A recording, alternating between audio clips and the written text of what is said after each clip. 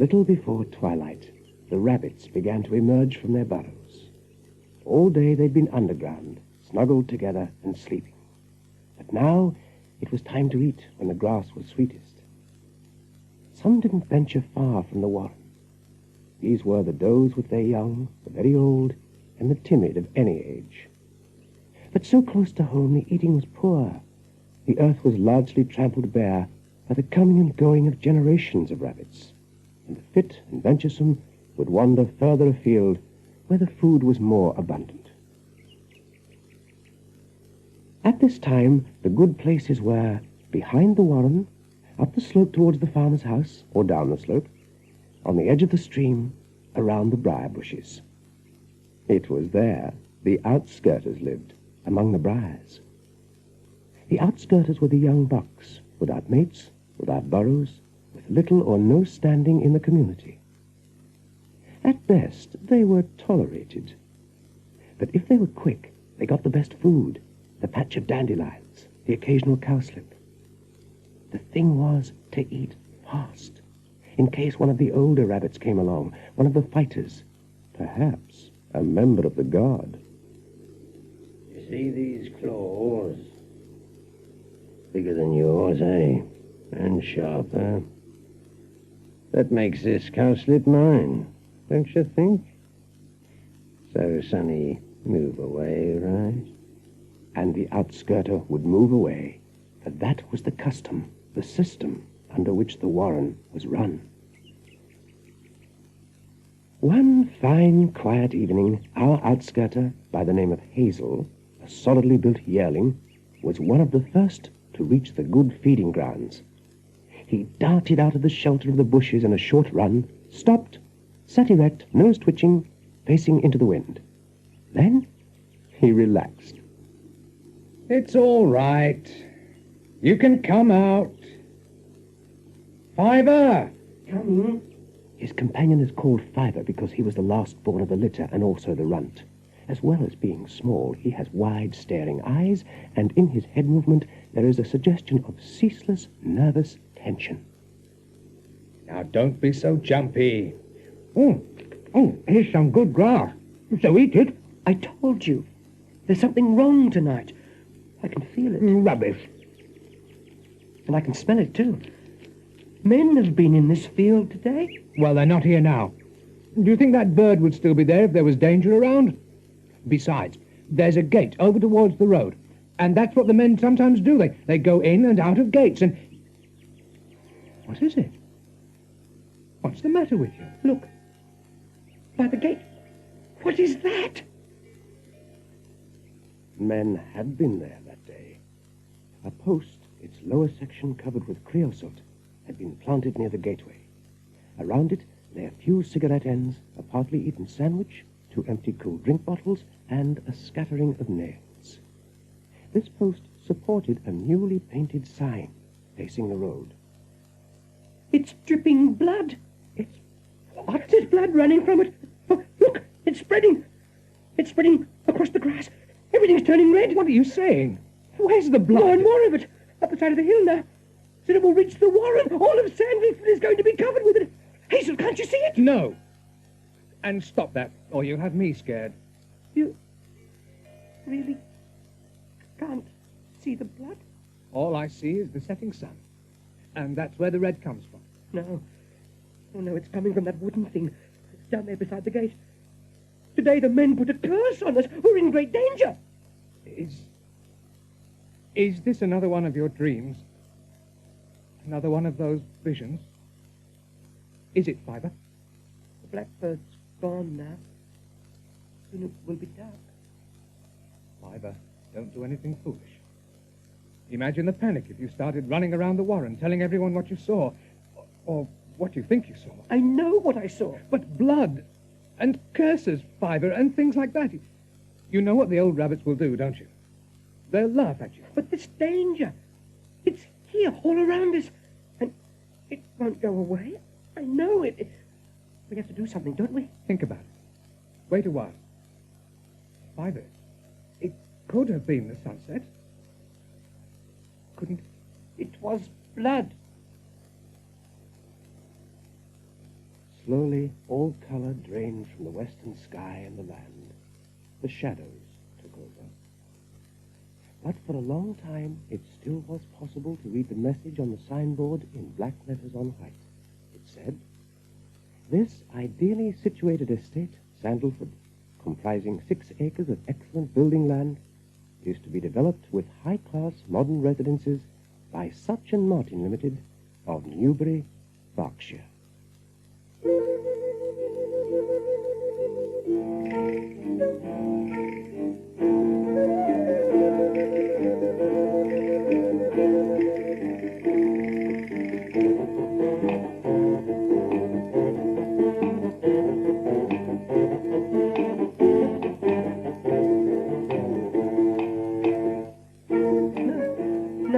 No. Hazel! Hey, wake up! Fiver, wake up! Hazel, Stop trembling. I'm here. You're all right. Another dream? Sleeping time dream? It was terrible. You and I, we were going down a stream. Not in the water, but on it. On it? We were floating on a big white board, like the one we saw by the gate. But when I looked down again, it wasn't wood we were on. It was bones, white bones.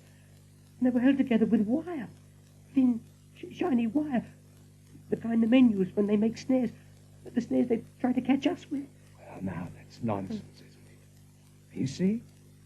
Some dreams are nonsense. Now go back to sleep. No. I've made my mind up. It means I have to tell the Chief Rabbit. Chief Rabbit? I have to tell him about the danger.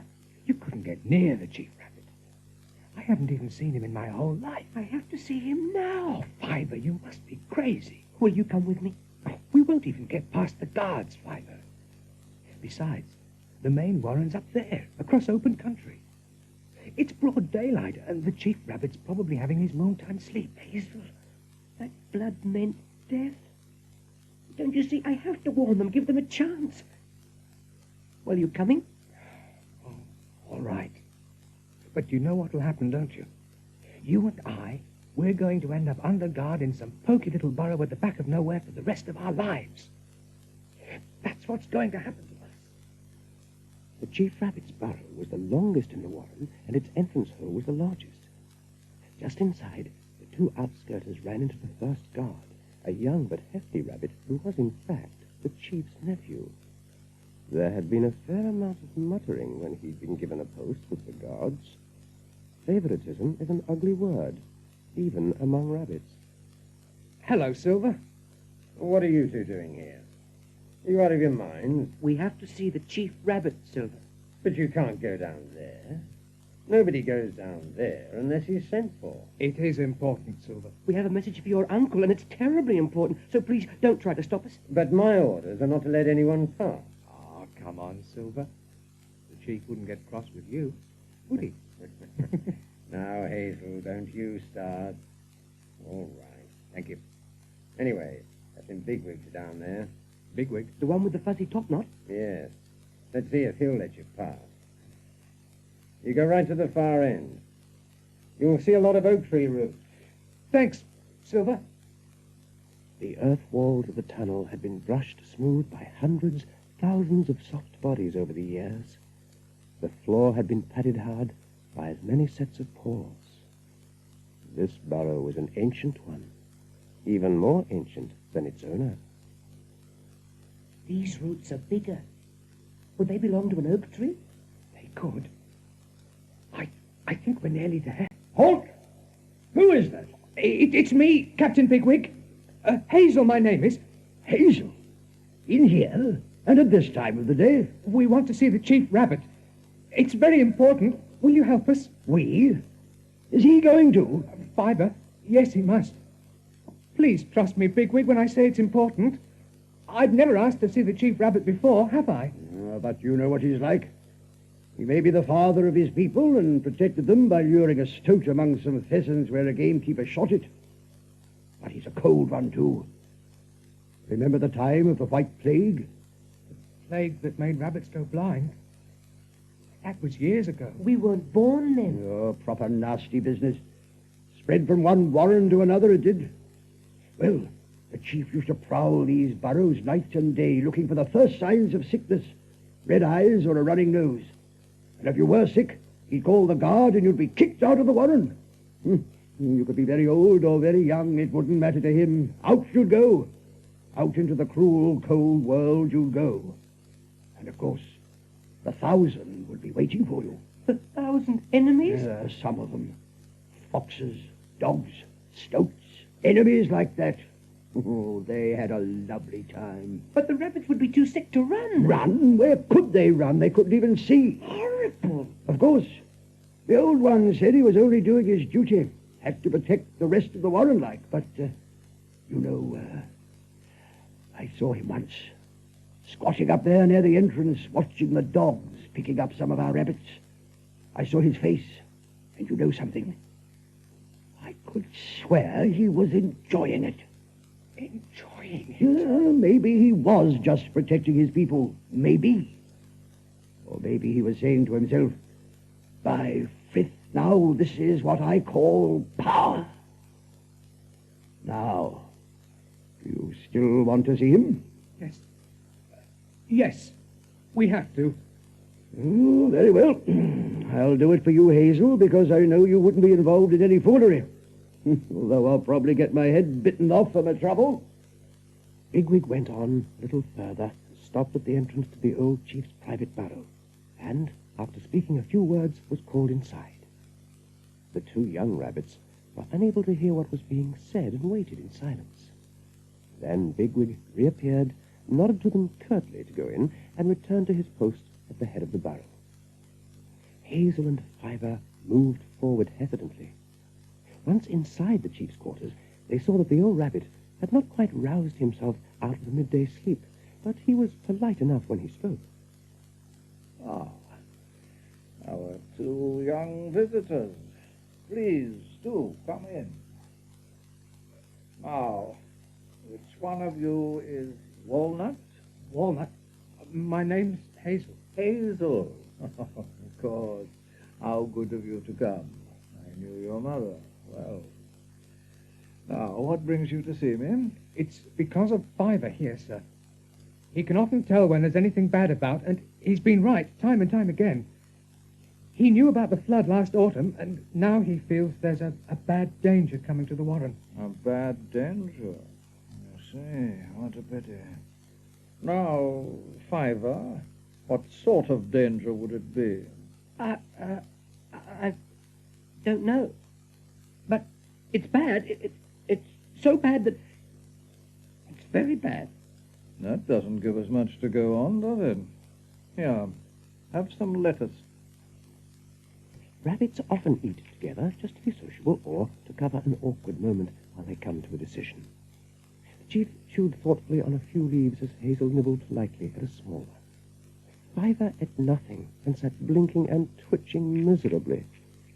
It was a relief to the 2 young bucks when their chief eventually spoke. This danger now. What do you think we ought to do about it? My brother thinks we should leave here, sir. All of us run away. Run away? Leave the ancestral warren? Isn't that rather drastic? Leave Sandalfoot and go traipsing all over the countryside. I take it this was one of your dreams. Yes, sir. They just... Well, come to me, sir. And you want me to tell my people to abandon their burrows, to flee for their lives, simply because one little rabbit had a dream? They take it from you. That's very nice of you. Perhaps they would. Perhaps they would. But I should have to consider it very carefully. But, sir, there's no time. I can feel the danger like a wire around my neck. Hazel, help! Your friend seems in some distress, Walnut. Perhaps he ought to go home and rest. Yes, I think you'd better take him along now. It's been good of you to come and see me, and I appreciate it. He won't listen to me. He won't even listen. Come on, Fiver. But wait. Bigwig, where are you? Listen to me. Please, shut up and just keep moving. Work it no more. Keep quiet and keep moving. Bigwig, come in here. Captain, I'd like a word with you.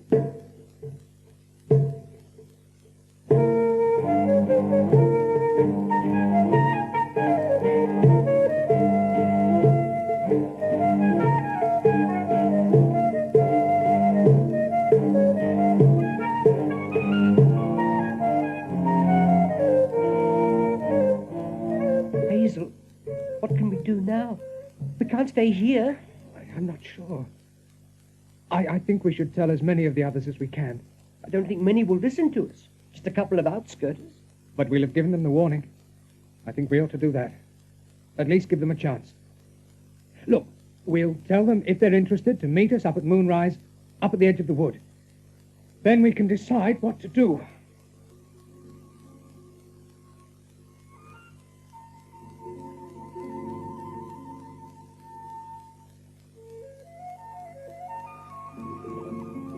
Almost without exception, the creatures of the wild think of themselves as part of a group.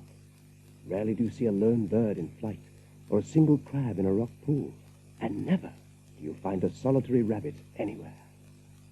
But in the warren there were these two groups, the older, privileged rabbits, with rights to a corner in a burrow, who could claim a doe whenever they felt like it. In return they had to conform, stick to the rules as set down by the chief, rules which he himself had inherited.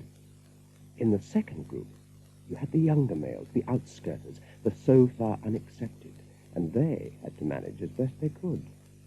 It's not surprising that these youngsters were the only ones who'd listened to Hazel and Fiver. That's what we'll have to do. Run away. But where, Hazel? Where could we go? Go out into the world, Pipkin.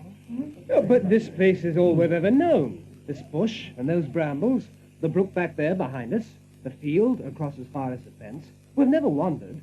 No rabbit can afford to. Not if he wants to live. Yet we'll die if we stay here. Ask Fiver. Hazel, did you see that flood? Yes, Hazel. Did you? No. But then he's the one who has the visions, not I. And you have that much faith in Fiver? I do. We're leaving Sandalford tonight. Well, who's coming with us? Anybody? Personally, and no offense, Fiver, I don't know that I put much trust in dreams. Please yourself. We're here to warn you, not to persuade you. No. Let me finish. But I do have faith in you, Hazel. Don't ask me why, but I do. Then you'll join us. Oh, why not? There's nothing for us here. Yes, I'll come with you. We'll see the world together. Good. That's Dandelion. Now, who else? I'm scared to go, and yet I'm too scared to stay. Well, in that case, young Pipkin, you'll be better off with us. Eh, Hazel? Wait. Listen, somebody's coming. Captain Bigwig. And Sergeant Silver. Why are you here? They're on their way. Major Holly and some of the guards. You better run for it. But why? What have we done? Oh, don't argue, you young idiots. Start running, all of you. Tell your friends. Yeah, it's too late. Look, they're here already. You're all under arrest. Under arrest? Under arrest. So behave yourselves. And what is the charge, Major? For spreading dissension and inciting to mutiny. And now, I'd say, for holding a meeting without official permission. So round them up. And you, Captain, and you, Sergeant, I'm placing you under arrest too. Now get moving. Get them all together. Hey, you, jump to it. They're Come beat on those now. guards. Come on. But you're right. There's more of us. But you have any fighters in this Look lot? lively. Jump Not many, to but it. maybe enough. Frith knows what they'll do to us if they arrest us. I know the chief. Oh, we all know the chief. I say we fight. So do I. Good. Then get ready. We're not going with you, Major. What? What did he say? I said we're not going with you. Dandelion, Buckthorn, Hawkbit, all of you. Don't let them do it. Turn on, fight for yourselves. You're mad. You can't do this. You've got legs, then kick. You've got claws, then stretch. And you've got teeth. You're under arrest.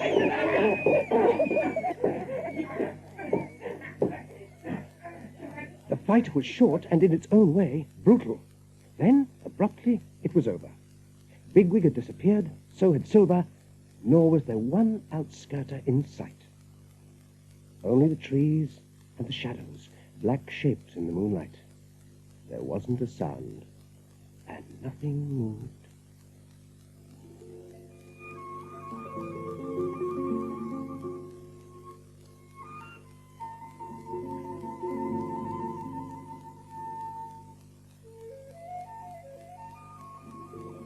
Rabbits have only two ways of getting anywhere. They have, for peaceful summer nights, shall we say, not too far from the burrow, the gentle, lolloping forward movement. It looks casual and almost aimless. The alternative is for moments of panic. It's the terrified, lightning, zigzag dash for safety. For them, there's nothing in between. In short, no rabbit could go for a stroll, no rabbit could sustain a long day's march. Hazel, Can't we stop soon? Very soon, Pipkin. I don't like walking through trees. There's not enough grass in case you have to hide, is there? There are bushes. There's bracken. We'd find somewhere if we had to. We are going too fast for you, aren't we? Oh, some of us aren't as big as you are. I'm not, and Fiver's not. That's true. I'm sorry. Captain, I think we'll take a rest. Try and get some sleep. Yeah. Well, is this far enough from the warren, do you reckon? We're farther from the warren than any Sandalford rabbit's ever been. Are we? True? Yes, young Pipkin. We just made history. All right, everybody, gather round. Now, we'll rest here. And keep together, understand? No roaming about. Well, I don't think you have to tell them that. Some squatted, some flopped onto their sides. A few had wounds that needed licking, but nobody had much to say. Trembling, they listened to the unfamiliar sounds of a forest at night. The stirring of nesting birds above them. The flapping wings of an owl on the hunt. There was some other hunting creature, too, that broke through the bushes some distance off. They heard it pounce and the squealing that followed, and they knew, as Hazel had said, that they were out in the world. So Hazel asked Dandelion to tell them a story. Here's how it went. In the beginning, Frith, the Lord God of all the rabbits, made the world and the stars. He made them by scattering his droppings across the skies, and the world was wonderful, rich with grass to eat and bushes for shelter. Lord Frith made the animals also, and the birds and the fishes. All those creatures were friends then, weren't they? Oh, the best of friends. But there was one animal, a rabbit, the prince of the rabbits, whose name was Elarera, who incurred the wrath of God. Well, what does that mean? Got on his nerves. So, Lord Frith sent for him. He was very cross indeed. Elarera had far too many wives, and the wives had so many young that even Frith could not count them. And they ate the grass, and the dandelions, and the lettuce. Dandelion's story was well known to the rabbits. It was told on winter nights when the cold draught moved down the warren, and on summer evenings when they were lying in the long grass at their ease. It was the story of the blessing of Elarera, and rabbits of all ages loved to hear it. The outskirters listened attentively, not just because Dandelion was a good storyteller, but also because they remembered how they had heard it so often in the security of the warren. It began with Frith's anger at Elarera for his refusal to limit his wives and offspring, and the cheeky reply by the rabbit prince that he was simply showing Lord Frith how much he enjoyed his gifts. Frith then decided to teach him a lesson, and he called all the animals together, telling them he would give everyone a gift to make each creature different from the next. But Elarera was dancing and mating and boasting about his gifts so much that he was late in setting out for the meeting. He was on his way when a swift came flying past. News! What news? What good news for you, Elarera? Frith has given the fox and the weasel cunning hearts and sharp teeth, and to the cat he has given silent feet and eyes that can see in the dark, and they are coming away from Frith full of nothing but hunger to kill the rabbit. On hearing this, Elarera grew afraid, and when he heard Frith calling him, thinking the fox and the weasel were coming too, he began to dig. But he had not dug far when Frith came all alone to see Elarera's bottom sticking out of the hole and earth flying out in showers. And Dandelion's audience, even though they knew the story, were listening as if they were hearing it for the first time. There he was, the prince of the rabbits, halfway into the side of a hill, and knowing full well he hadn't the courage to face up to Frith. He'd been late for the meeting. He'd just told a lie. Several of his does were about to have more babies. I wonder, my lord, he said, I am rather busy. I wonder if you could bless the part that's there, the part you can see? This time, Lord Frith was amused. Your bottom, he said. My bottom, Lord, if that could be done. Thank you. And that's what he did? All the blessings at the back? At the back. He got a little white tail, one that couldn't possibly get hooked in the bushes when enemies were chasing him, long back legs to add to his speed, to help him dodge when he had to. That's right, isn't it? Our front legs don't amount to much, but if there's one thing we're good at, it's running away. I wonder if there's anything, in all the world, if there's anything that's frightened of us. But there wouldn't be, would there? Nothing. Nothing anywhere.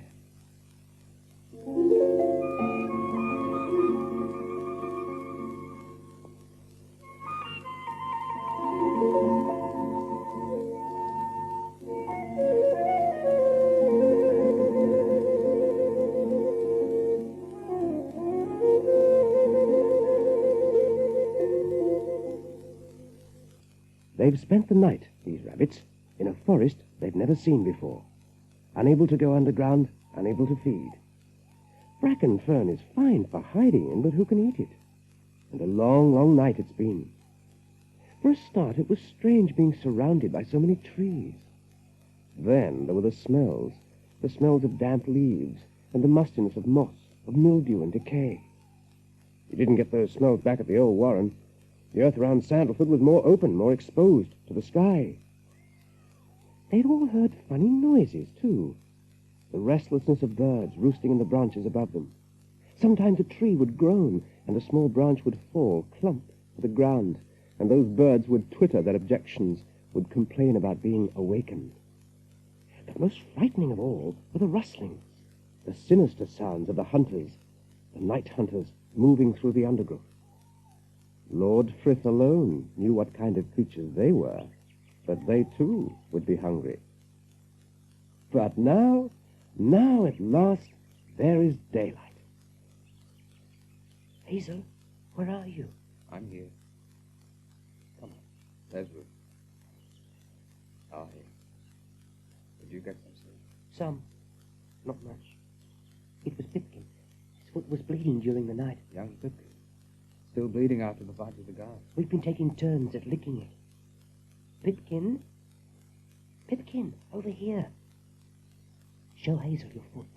Oh, it's nothing. But you're limping, Pipkin. You're limping badly.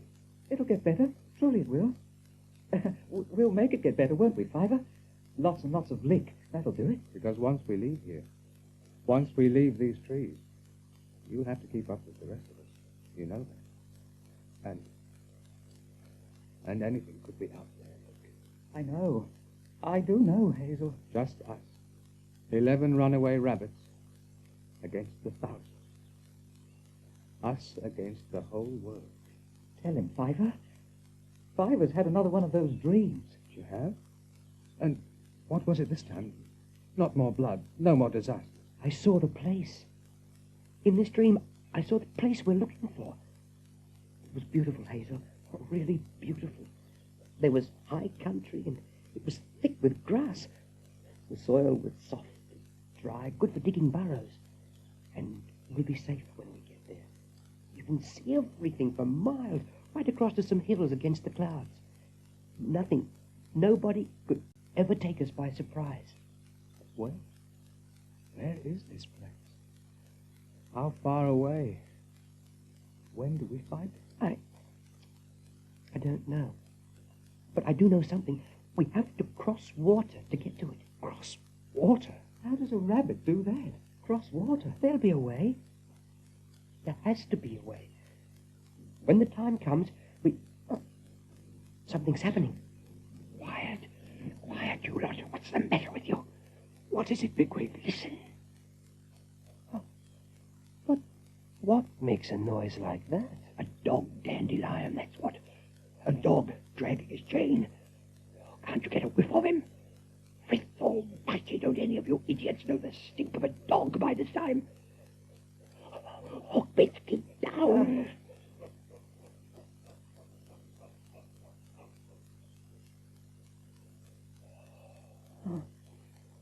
That's the nearest I've ever been to a dog. Then you're lucky. Anyway, that old doggy's gone now. And who says he won't be back? I'm not staying here. Bigwig turned and broke into a run. In a flash, the other rabbits followed, bounding through the ferns onto a track between the trees. Hazel and Fiver did their best to help Pipkin, and so were the last to see the stream. They found the other rabbits staring at it in horror. Well, Hazel, now what do we do? This is it, Fiver. water, you saw? I know, but keep quiet. I'm starting to think they've had enough of me and my dreams. Ask me, we better all go back. No. We have to cross it. Cross it? Why? Because I just know we do, that's all. Besides, the dog's on this side. So how can we go back? Well, none of us can jump that far, but I suppose we could try to. Do rabbits swim, by the way, Hazel? Anything can swim if it has to. All it needs is a good enough reason. Wait.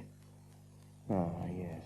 And here, if I'm not mistaken, comes a perfectly good reason.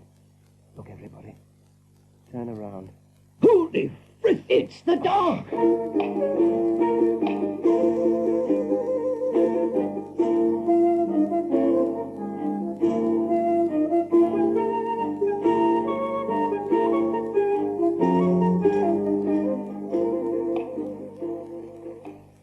The water was cold, and the stream, after the spring rains, was running swiftly. Pipkin clung to a piece of wood which Dandelion and Hazel had found for him. They had, in their own way, just invented the raft. It tried to spin in the current, but they kept close to it, nudging it along. They swam awkwardly, heads tilted high out of the water, and yet they were swimming. Each rabbit in turn was learning that it could be done. They reached the other side, hauled Pipkin from the stream, and the piece of wood floated away, headed towards the unknown. Well, everybody, we did it, didn't we? We got to the other side. Every one of us. They're a long way from home, don't forget. Just look at them, Hazel. They don't know where they are. They don't know what's ahead of them. Even Bigwig looks scared. And they're blaming me. Is that it? Well, give them time, Hazel. You must give them time. They sat with the others, shaking themselves and licking their fur, their paws. Then Hazel realized that all around him was staring back across the stream, not speaking, simply staring. He faced the same way and knew what they were thinking. Not only was there that forest, dark and terrifying, not only was there that half-crazy dog between themselves and the old life, the life they were familiar with, now there was all that water as well. He jumped to his feet, made a grand show of leaping up the slope. At the top, he shouted, Who's hungry? Then it's here. Lots of good grass. Who's hungry, he says, when we haven't eaten since we left Sandalford. And that was yesterday. Yesterday? Is that all? On the gently undulating meadow above, there was grass, thick grass, full of juice. And they set to nibbling, hopping a few yards, then nibbling again, making up for the hours of hunger, forgetting that a moment before they'd been afraid of this new world they'd wandered into. And so they came to the patch of beans that smelt pleasantly free of any hunting animals, and with thick leaves offering security and shelter. Marvelous, Bigwig, wouldn't you say? You can't eat those bushes, you know. Well, who wants to eat them?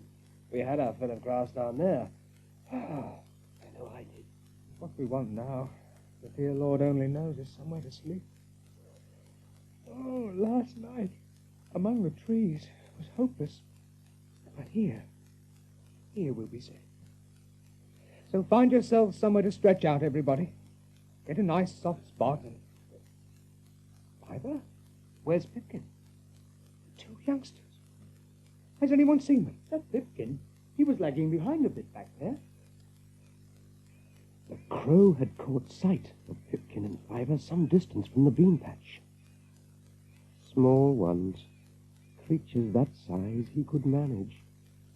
He circled once, then came in low across the grass.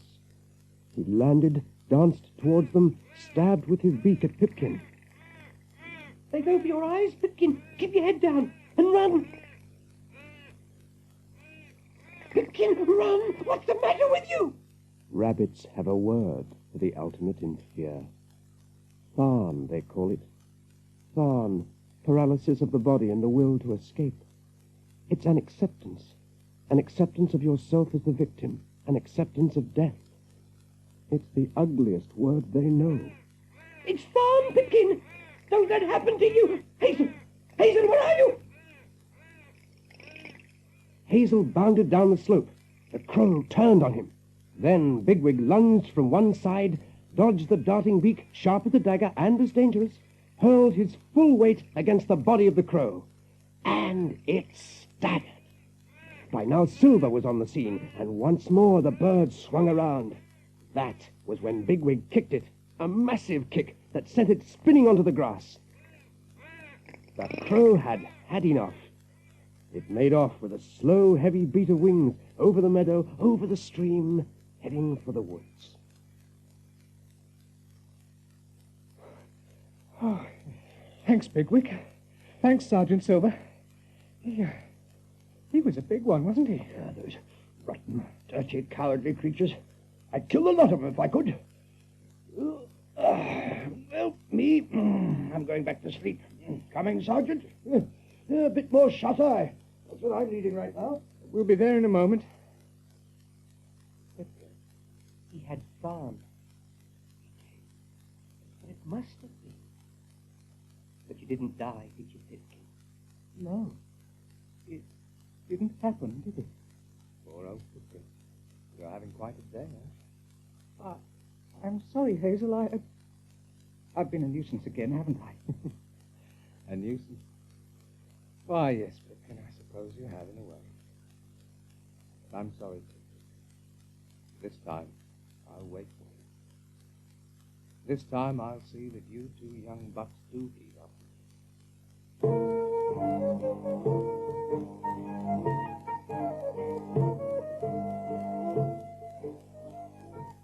They slept between the rows of beams until the sun was almost gone. All but Hazel, that is. He looked around at his friends, his fellow fugitives, and he loved every one of them. The very brave ones like Bigwig and Silver, the sometimes cynical Dandelion, who told such marvelous stories and seemed to enjoy himself wherever he was. The other rabbits, who didn't do much, didn't say much, would always be needing someone to tell them what to do next, where to go. He found he had a very special love for them, and this surprised him. But there it was. He couldn't help it. Hazel yawned and stretched his legs. He watched Pipkin twitching in his sleep, still seeing that crow, no doubt. But he'd forget it in time. He was young. And last, there was Fiver, his own small brother Fiver, who saw things that no other rabbit could see, who'd had a vision of the land they were all looking for. But would they ever get there? How long could their luck hold out? He was tempted to stay in the bean patch for a while. It would give Pipkin's leg a chance to heal, for one thing. What was that? Keep quiet. Keep still, you lot. Stay where you are and shut up. It's a man. Of course it's a man. But what's he killed? I hope it's that horrible crow. So do I. No such luck. Crows are too cunning, too clever. More clever than a man? More cunning? Some of them are, I believe. Why don't we get out of this? Why don't we start running? Who said that? Oh, me, Captain Hopbit. I might have known. Now, don't be so stupid. We're safer here. That man can't see us where we are. He can't even pick up our scent. Never in a million years. That's the only thing I like about them. They're not too clever with their noses. You sure of that, Captain? I am. Oh, well, I might as well go back to sleep again, eh? And you know, that's exactly what Hawkbit will do. If he does, he'll be the only one of us, I bet. Did you get some sleep, Hazel? Yes, I'm fine. Thanks.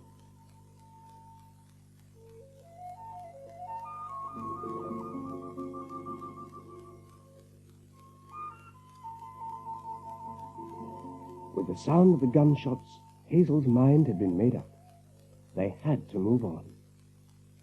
They remained among the beans until the moon appeared over the hills. Then they continued their journey through the night. They'd scamper fast across the open spaces, rest whenever they came to shadows, do some hurried nibbling if there was some grass around. This gave them time to get their breath back, time for the heart to stop thumping. But never did they take their eyes off either Hazel or the captain. The moment one of these made a dash for the next clump of bushes, all were off again, white tails bobbing in the moonlight. On one of these pauses, Hazel examined Pipkin's foot. How is it behaving? Does it hurt much? No. When I'm running, I don't even feel it. Truly. At least it stopped bleeding. But lick it every chance you get. You're here. But I do, Hazel. Honestly, What's the matter with Fiver? Fiver, keep down. There's something... Can't you smell it? Funny kind of smell. Different. Yes. Bigwig, do you know what it is? I think so. Yeah. That's the smell of a road, if I'm not mistaken. What? They make 'em. The men do. Yes, that's one of them roads, all right. Good things to keep away from, roads are. The bitumen was still warm from that day's sun. There were other odors, too, of oil, petrol, of exhaust fumes left behind. Hazel was at a loss. He looked for Fiver, but he wasn't there. Then he saw him ahead, halfway under the fence, squatting, staring at the thing called a road. He ran to him. Fiver, what are you doing? It's this way. I know it is. We have to go over it. Are you sure? This is the way, Hazel. I just know, that's all. But Bigwig says this is a man thing, and it's dangerous. Fiver! Fiver, come back! His brother had shot forward, was partway onto that thing that smelled so strangely. Hazel slid under the fence and then stopped. Fiver had found something lying on that road, was sniffing at it. At that moment, the lights came sweeping over the rise, bright as the moon. No, 2 moons, and they were rushing at Fiver, directly at him, shrieking as they attacked. Fiver, look out! Young idiot. No. Please, Frith, no. Fiver. I'm here. Over here. You're safe. You're all right. Sure. Whatever it was, it missed me. Then stay where you are. I'm coming. You're mad, Hazel. You're as mad as he is. Then we're mad too, aren't we, young Pipkin? Stand aside, Captain Bigwig, if you please. Let a rabbit get past if you don't mind, my friend. Where Hazel goes, I'm going. And they followed. One by one, they scrambled under the fencing wire. Even Bigwig had to come in the end. Some of them, Sergeant Silver was one who found the courage, hesitated on the road long enough to inspect the lump of flesh and fur that lay there. You couldn't tell what it was, what it once had been. But you did know that the thing with the bright, blazing eyes didn't miss every time.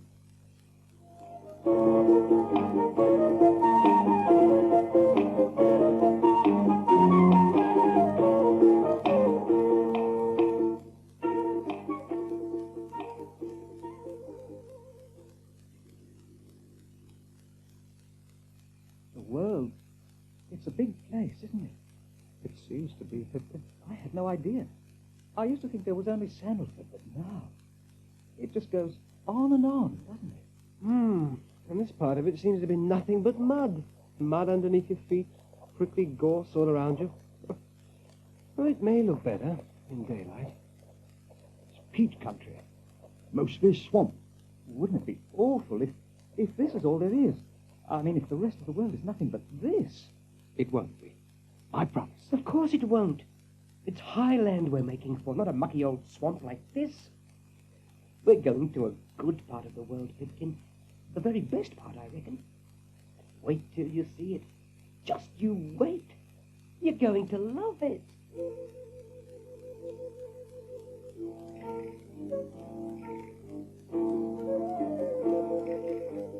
And the ground did rise a little after that. Not much, but they were out of the swamp. They came to a wall built of stones, discovered a gap in it, and found themselves in a wilderness of weeds. It was a long-neglected graveyard. On the far side, beyond a row of yew trees, stood the church, most of its windows broken, its front door boarded over. These days, no more than a refuge for birds who nested in its rafters. Some of the tombstones had fallen. They lay among the high grass, and were so thickly covered with moss that you'd find it almost impossible to decipher the names, the messages that had once been engraved on them. These stones had another use now. They gave shelter to beetles and other crawling things, whose entire world was the soil itself, whose universe, vast beyond comprehension, was enclosed by a slab of marble. It was here, while most of the rabbits were feeding, that Fiver had another vision, and it was a bad one. What is it, Fiver? What do you see? The highland. The down. It's still there, but what? Something between. Something's coming between us and the down. A mist. Fog. A terrible fog rising up from the ground. No. It's everywhere now. Oh, no. What's the matter over there? Pipkin, Dandelion, don't mention this. Not one word, understand? Something wrong, Hazel? It's all right, Bigwig. Fiver saw a snake. That's all. A snake? Yes, a snake. Go back, everybody. It's nothing. Eat while you can. Make the most of it. Frith love us. Hasn't he ever seen a snake before? Not tough enough, most of these youngsters. Scared the life out of me, he did. Saw a snake, he did. One single blasted snake. Huh. Nowhere near tough enough, if you ask me. It's over, Fiver. The dream has gone. Yes. Yes, it's gone. But you know what it means, don't you? Something terrible is going to happen. Hazel, we have to be careful. We must be very, very careful. We shall, Fiver. Now stop shaking. Calm down. We'll be extra careful from now on. If this is a warning, then we'll have to take care, won't we? That fog, Hazel, it came rolling in and blotted out everything. The highland, the open sky, everything. I know. Pipkin, Dandelion, why don't you get yourself something to eat? Who knows when we'll get another chance like this? I don't think I could. I don't think I'm hungry now. Oh, neither am I. Now, isn't that strange? Up to my knees in the most delectable food, and yet crazy. Fiver, these dreams of yours, where do you think they come from? I don't know. Each time I wonder. I think they come from Frith. From Frith? From the Lord God Frith? Who else could know what's going to happen next? Yes. Who else indeed?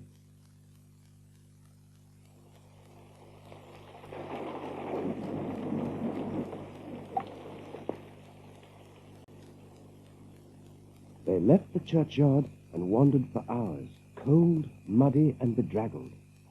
They were wet as well, for there'd been a passing downpour of rain. When they did get an occasional glimpse of the moon, it had moved far across the stormy sky. Then finally there was a larger break in the clouds.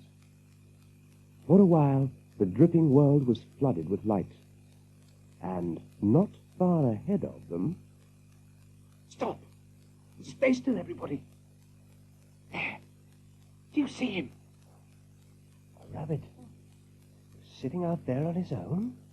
He must be crazy. He may be crazy, but he looks as though he eats well. I never saw one so fat. Oh, with fur that shines the way his does. Oh, I know what you mean. That's a sleek, prosperous rabbit without, I'd say, a care in the world. But crazy just the same. Quiet. He knows we're here. I'm certain he does. Watch his ears twitching. What are you going to do? Just a minute. He's looking our way. I say, why don't you come on out? I'm quite alone, you know. Would you like me to meet you halfway? Now, what if I wait for you here? All I want to do is to make friends. Only that, no more. What if I just sit here? I'll go across to him. No, Hazel, don't. I'm not scared of one rabbit, Fiver. Why should I be? We're not here, stranger, to make trouble. I'm sure you're not. Come closer. Closer still. There now, I look harmless enough, don't I? The name is Cowslip. Cowslip. My name is Hazel. I've got friends back there, Cowslip, in case this is a trap of some kind. A trap? But how absurd. I know you had friends back there. 10, to be precise. This is our territory, you know. We do keep some kind of a watchful eye. Not much, but some. As a matter of fact, though, I'm here to bid you welcome. To be perfectly honest, I've been asked to, shall we say, make you an offer. To extend you an invitation. Oh? What sort of invitation? To join our warren. That is Now, what... don't interrupt me, please. But you'd be more than welcome. Our burrows are huge, and several of them are empty. They're remarkably well constructed. Our ancestors, the female ones, must have been quite dedicated and efficient. It doesn't make sense to me. Why not? Most rabbits would want to fight intruders to drive us away. Possibly. I do see what you mean. But we have burrows to spare. And you are looking for a home. Such an arrangement to me appears to be reasonable. Doesn't it to you? Oh, it's going to rain again. Well, what do you say to our proposition? I don't really know what to say. It's kind of you, very kind. Naturally, you'll have to talk it over with your friends. I quite understand. Well, you see, we work together. Cowslip, don't tell me you've forgotten already. Cowslip. We talk things over. We decide between us what is best. Excellent. Excellent. But how many warrens do that? Such a pity. Our warren, by the way, is behind those trees. Oh, it's getting colder, isn't it? Now, I'd better be off. If there's anything I loathe, it's getting caught in the rain. So I'll say good night for the time being. Yes. Good night. I'm sure we'll be meeting again. I have a feeling. Oh, dear, here is the rain. A few drops at first, then more and more, falling faster and faster. By the time Hazel had scampered back to the others, it was teeming down. It swirled across the hills, seemed to fill the valley, blotting out everything, like a fog.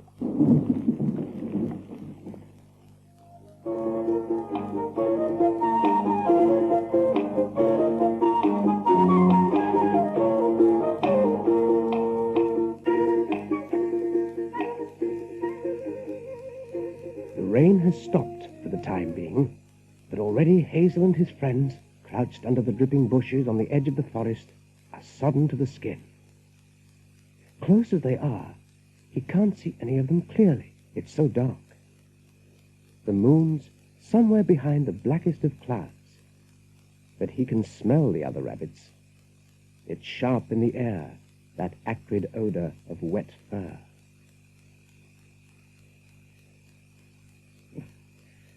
We must be the most miserable, stinking, bedraggled bunch of bucks that ever lived. We are, Hazel. And the coldest. And the coldest. That's true. We don't have to be, do we? Frith Almighty, we're all mad to be stuck out here in the dark. Why, Hazel, when we could be over there in that warren, nice and snug and out of the rain? Hazel, that rabbit, what's his name? Cowslip, you mean? He looked harmless enough to me. Big but harmless. Did he look like a fighter to you? As a matter of fact, he was most civil, most polite. And yet... Why don't we accept their invitation? Holy Frith, what are we doing here? And mark my words, it's going to rain again any minute. Oh, come on, let's go. Wait, Captain Bigwig. I can't explain it, but that cowslip, he seemed to me to be too polite. Too polite? What's that supposed to mean? How can a rabbit be too friendly? That's it, Silver. I just don't know. But look, we're the invaders, the intruders. We've wandered into their territory, and what do? They smile and tell us how very, very welcome we are. No, it doesn't make sense, does it? It's wrong. The whole thing is wrong. And there was something wrong about that cowslip, too. Fiver thinks so as well. Fiver thinks so. I've got another feeling. Well, yes, I have. Another dream. I don't mind. Laugh if you like. I know what I saw. can I help it if I see things? Now, that's enough. Leave him alone. What are you trying to do? Bring 1,000 down on us. Now, have some sense. It's starting to rain again. Oh, big drops, too. Ah, what did I tell you? Well, that's enough for me. Bigwig, where are you going? The cowslip's warrant to get out of this rain. Oh, don't go, Captain, please. Who wants to be warm in a nice comfy burrow? Sorry, Hazel, but I think Bigwig is right. So do I. Me, too. No sense in this, I reckon. Oh, you see, Hazel, they're always meant. But you're splitting the party in halves. Not if you not come with us. Still be together then, wouldn't we? Come on, let's run.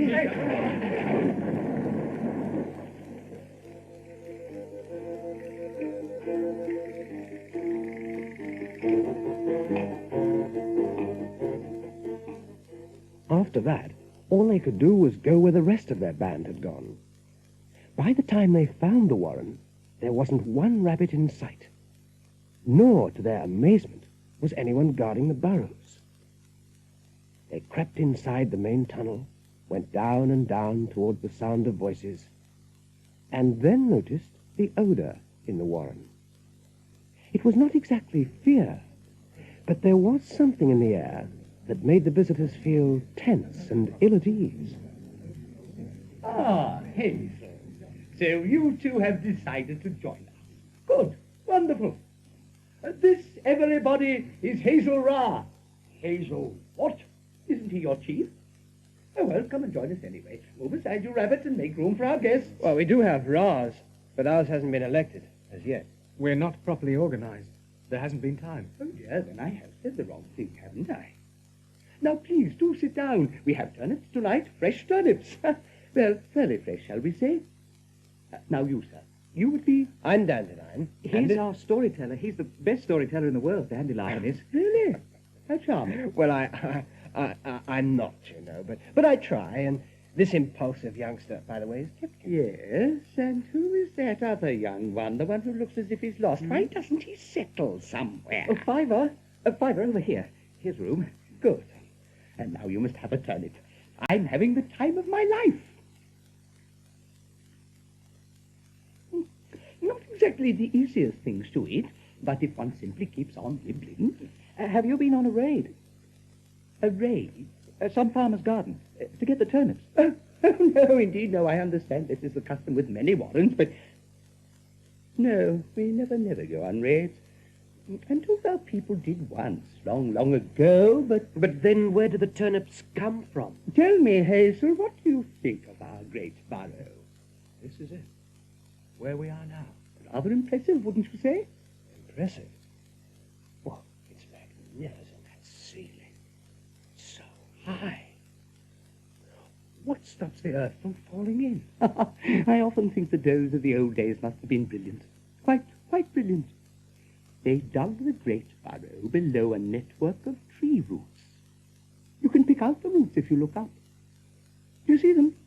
And they hold the ceiling together. Most ingenious, don't you think? Oh, excuse me. Strawberry, why aren't you eating? Dear, oh dear, how glum you look. Whatever will our guests think of you? And they certainly were glum, Hazel thought. The feeling of nervousness was even stronger, sitting here among them. Then he noticed something else. How few little ones there were. Most warrens were overrun with kittens. Was it true, that old story? That the does stop producing babies in time of trouble? That somehow the unborn kitten is absorbed back into the mother's body, so it's as if male and female had never mated? Was that happening here? And if so, what was the trouble in this warren?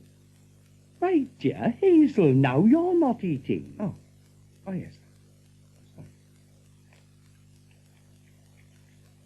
The White Death cowslip, the one that brings blindness.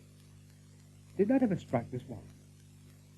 It's just that all these burrows, and such huge ones, and yet you have so few rabbits.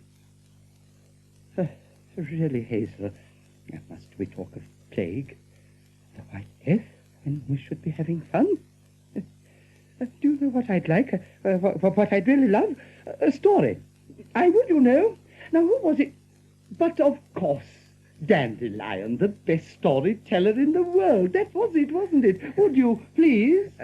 A story? Now? Why not? Everybody, what do you think? One of our guests is going to tell us a story. We are ready when you are, Dandelion. Yes. Well, then I think I'll tell you the one about the king's letters. Lovely. That's new to us. Well, I'm sure you've all heard of Elarera, the rascal rabbit who's the hero of all rabbits because of his trickery. But there was a time when he went too far with his tricks. The other animals grew weary of him and his tricks. They decided they'd had enough. So they drove this hero of ours and his followers away into one of the dreariest spots in the entire world, into the swamps of Kelferson, in fact. Now, there wasn't much to eat in Kelferson. The grass was coarse and bitter, and when they tried to dig burrows, the water poured in as fast as they could dig the holes. It was, in fact, the most miserable place, and they hated it. Well, then, why didn't they clear out? Go somewhere else? Perhaps those other animals wouldn't let them. Oh, it was Prince Rainbow who wouldn't let them. Prince who? Prince Rainbow. You see, the Lord Frith had put him in charge of the entire sky, of all the hills and meadows. Here, you run the world, said Frith. Me, I've had enough. Lord Frith said that? Yes. Maybe it was one of his bad days, you know. But at any rate, Prince Rainbow was in charge at this time. Dandelion's story would have been familiar to most rabbits, and Hazel's group were more than a little surprised that Cowslip had not heard it. But even though they knew it well, they were happy to hear yet again the story of Elarera's resourcefulness and how he fooled the humorless Prince Rainbow. They were sure the other rabbits would enjoy it even more, hearing it for the first time, and settled down to listen expectantly. It was a tale of great trickery, with a strong appeal for that reason, which began when Elarera stopped the prince as he was patrolling the marshes to make sure the rabbits were still in their proper place. Good morning, Your Highness. Good morning, Elarera. And what can I do for you? We don't like it here. To be perfectly honest, I don't see how anybody could. So, isn't there something I can do to get us out of Kelferson? Couldn't you perhaps put me to some kind of test? Say, swimming through a lake full of pike? A lake full of pike? By no means. I know how you do that. You can't fool me that easily. You're smarter than I thought, Prince. I'll have to think of something really difficult. Let's see. I know. I'll steal the lettuce from King Darzen's garden. King Darzen's lettuce? You'll be killed by his guards first. But if I succeed? If you should do it, I'll let you and your kind out of the marshes to multiply throughout the world, and no garden will be safe from you. But I can't see you outsmarting King Darzen. The prince's warning was justified, because this king ruled over the biggest and richest of all the animal cities on earth. His soldiers were famous for their fierceness. There was a deep ditch right around his garden, and it was guarded day and night by 1,000 sentries. Elarera's first thought was to pose as one of the gardeners, and he and his second-in-command, Rabscuttle, went to the king's garden to see how they could get past the guard. But they saw everyone who worked in the lettuce patch being carefully checked over, and anyone the least bit suspect was thrown out very roughly. They gave that plan away, and were coming back to the marshes when they met Prince Rainbow. Well, leader of the rabbits. Where are the lettuce you promised to steal? Your Highness, well, there were so many that it would be impossible for my people to carry them. I'm having them delivered here to the marshes of Kelferson instead. Having made that boast, Elarera went into a planning session with Rabscuttle that lasted through a day and a night. At the end of that time, he sent Rabscuttle to the field, where all the children who lived in King Darzen's palace came out to play every day. As As Rabscuttle was very clever at games and tricks, the children made a great fuss over him. And because he was the same size as the children, none of the guards or nursemaids paid him any attention. At the end of the day, therefore, it was easy for Rabscuttle to join up with King Darzin's son as they all went back into the palace. Once inside, he found his way to the storeroom, where he did his best to spoil the lettuce and make it unfit to eat. That same night, King Darzin summoned the chief taster. Those lettuces you've been growing so carefully, shouldn't they be just about ready? Indeed they are, sire. Some are excellent and have already been brought into the store. Good. We'll have 2 this evening. And the lettuces were served, looking fresh and delicious. But of course those who had eaten them soon became sick, and the more they ate, the sicker they got. Not long after that, Ella-Ra appeared at the palace gates, disguised, so that no one, not even his own wives, could recognize him. Guards, take me to the king. Prince Rainbow has heard he is ill and has sent me to find the cause of his sickness. I'm sorry, sir. Orders are to admit nobody. Oh, I see. Well, in that case, I won't bother. After all, it's a matter of no great concern to the chief physician of the land beyond the golden river of Frith, whether a mortal king is sick or not. I'll just tell Prince Rainbow that I came here but could not gain admittance. And Ella-Ra looked so important and imposing that the guard decided he had better take him to King Darzin himself. The leader of the rabbits was received enthusiastically by the king, who was now feeling quite uncomfortable and ready to welcome anyone who might be able to help him. Ella-Ra played up to his disguise. He examined the king's teeth, his claws, got him to poke out the royal tongue, and then, suddenly, he caught sight of the lettuces. Now, what have we here? What do we have here?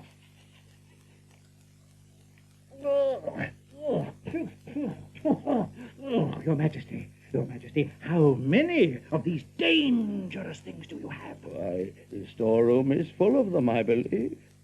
What's wrong with them? Oh, it's the deadly louse Pedura, I'm afraid. These lettuces have been infected by the louse Pedura virus, which flies in ever-decreasing circles through the gun-pat of the clutch, you know.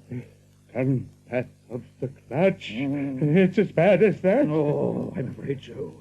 Oh, you must get rid of them at once. Oh, I shall. And what about the others? Those out in the garden? They will have to go, naturally. Get rid of them. Have your guards drag those terrible lettuces out of the earth. They must be taken away, far away, right out of your kingdom, if you want you and your loved ones to be safe. Oh, how far? Where do you suggest would be a safe place? Really safe? Oh, I don't know. I think the marshes of Kelfazon would be far enough, don't you?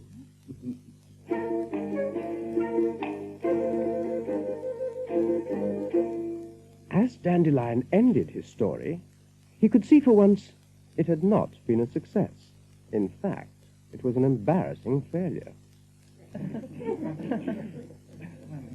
Hazel glanced at Cowslip and then at the others. Cowslip had a strange smile on his face. The rest of his warren looked even more miserable. The tense atmosphere was everywhere now. It took Fiver to break the awful silence. Those roots up there, up in the ceiling, are the roots of yew trees. Are they? Oh, yew trees. How very interesting. An old doe rabbit told me once that yew trees are what the men plant in their graveyards. So, those white things, all mixed up with the roots, they'd have to be bones, wouldn't they? The bones of dead men. Another graveyard?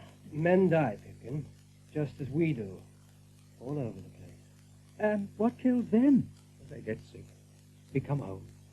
Haven't you left out the best parts? Quite frequently, so I understand, they kill each other. Now, what do you think of that? Each other. Truly? Now, why would they do a thing like that? Oh, I know it sounds ridiculous, but that's what I heard. But it's interesting that about the bones. You know, I'd never noticed them before. They look rather pretty up there, don't they? So shiny, gleaming away like stars.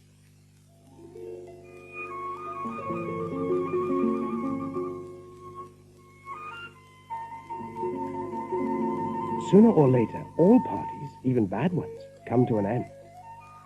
One of Cowslip's rabbits, his name he told them was Strawberry, led them to an empty barrel. Thank you, Strawberry. But where are our friends? Somewhere, not too far away, I expect. Don't worry, they'll be quite safe. I should hope so. Oh, nothing can go wrong. Not down below. Tell me something. Why did you come here? We're going to start a new warren. We're looking for a suitable place. We ran away from our old warren. Fiver had a dreadful vision, you see. He can look into the future, can't you, Fiver? Can you really? Can you see into the future? Do you know about this place? What about this place? My visions, they only happen sometimes. Strawberry, what is there about this warren? Nothing. Nothing, really. So you won't be staying on with us, then? No, Strawberry. We'll not be staying on. Good. I think you're wise. I'm sure you are. But that captain of yours, the one with the big funny topknot. Captain Bigwig. He says he's going to stay. He's a bit stubborn, that one, isn't he? Likes having his own way with things. Yes, he does. We shall be moving on, however. We're looking for something called a down. A down? A down? There's a watership down I heard of once. Some rabbit passing through here told us about it. Watership Down. I've never seen it, mind you. Long way from here, but... Yes, you'd be happier there, I know you would. Watership Down. That's it. I'm sure it is. Watership Down. Well, I'd better be going then. Sleep soundly, all of you. Well, good night. One moment. What is it you're afraid of? Tomorrow, don't go wandering around too much. Not too much. And especially down by the stream. That's all. No, I must go. I'm sorry, but I have to. Sleep soundly? He did say that, didn't he? The sooner we leave this warren, the better. But why the stream? The stream? Who knows? But there has to be something there.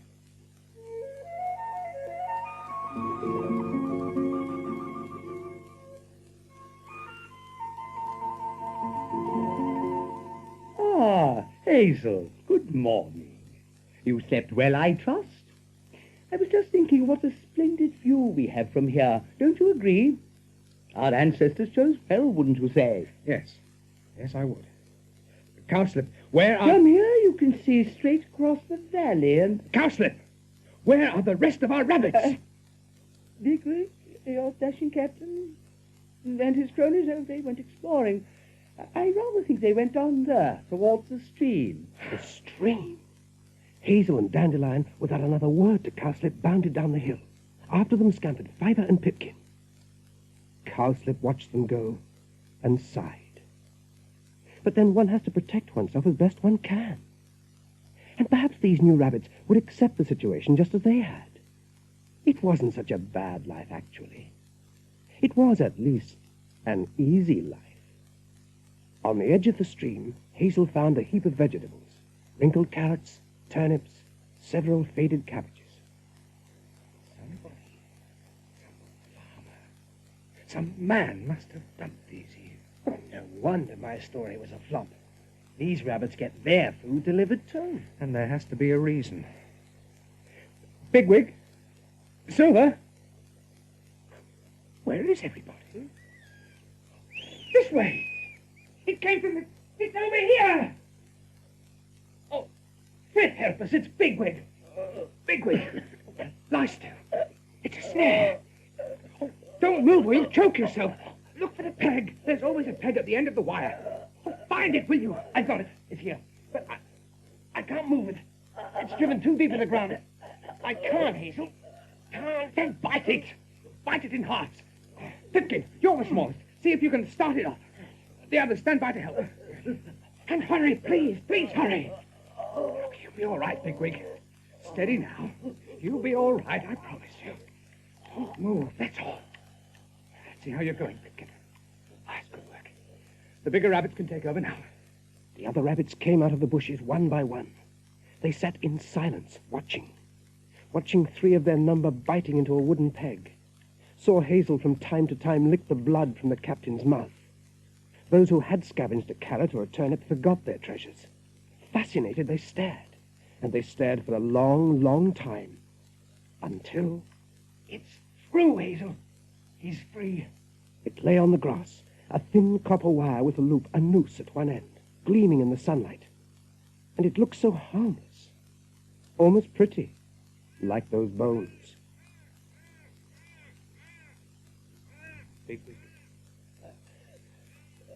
I'll be all right. Get my wind back, that's all. What happened? That cow slipped. Did he know? know what He knew well enough, believe me. It was a trap, Bigwig. An arrangement. He told us to come down here. He pointed the way. He did, you know. Breakfast, he said. Then try the stream. Lovely. Captain, listen to me. There's a farmer somewhere who enjoys a nice fresh rabbit every once in a while. Some rabbit that hasn't been infected with the plague.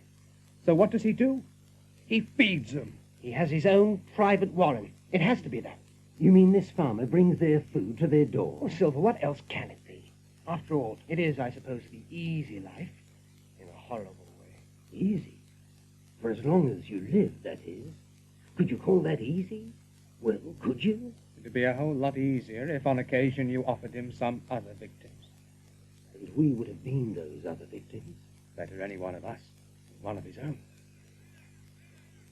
I'll kill that cowslip. I'll kill that filthy, treacherous, forsaken son of a... And as for you, you rotten crows, not this time, you hear me? Not getting me this time, so buzz off. Someday, maybe, but right now...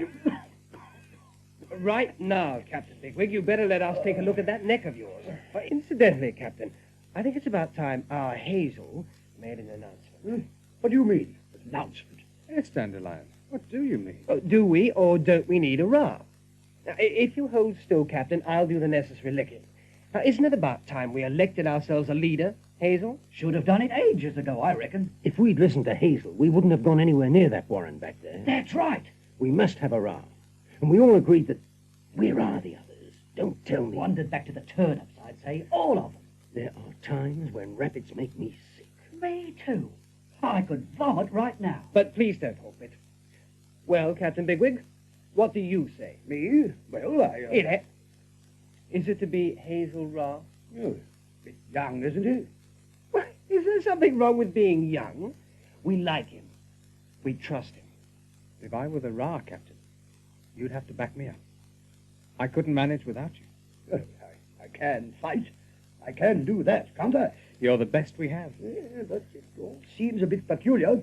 I mean, an old rabbit like me, one that used to have a commission in the guards back home. When I was nothing but an outskirter. But everything's changed a lot since then. Well, Bigwig, They've got a prisoner. our rabbits, of course. One of their rabbits. It's Strawberry. Oh, bring him here! The rotten, dirty bag of fleas! Bring him to me! All I wanted... Hazel, please take me with you, please. One of them, and I'll kill him. Leave that rabbit to me. Hazel, get out of the way. No, get back. But Hazel... Say Hazel Ra. Hazel Ra. We'll do this my way.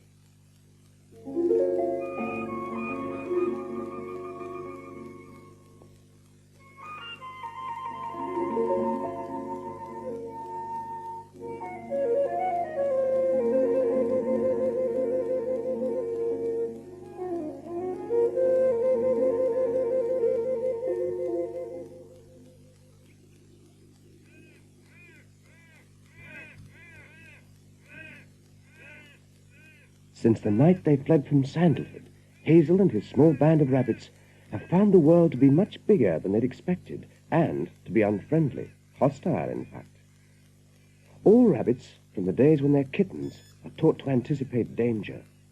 The enemy, any one of the 1,000 enemies, could be behind the next bush, the nearest tree. They live their lives knowing this. Now, however, they have discovered that there could be other enemies as well. These are the unexpected ones.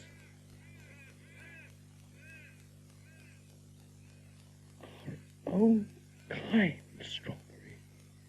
We were betrayed by rabbits. By your rabbits. I know, but I tried to warn you, Hazel. I did last night, down in the burrow. Remember, I told you to keep away from this stream. Yes, Strawberry, I do remember. When Cowslip just now told me he'd sent you down here, well, you can see I ran down straight away. You're a bit late, aren't you? See that snare? You see where the wire cut into my neck? And now he says he wants to come with us. All right, Bigwig, that's enough. Why are you leaving your warren, Strawberry? Because I'm ashamed.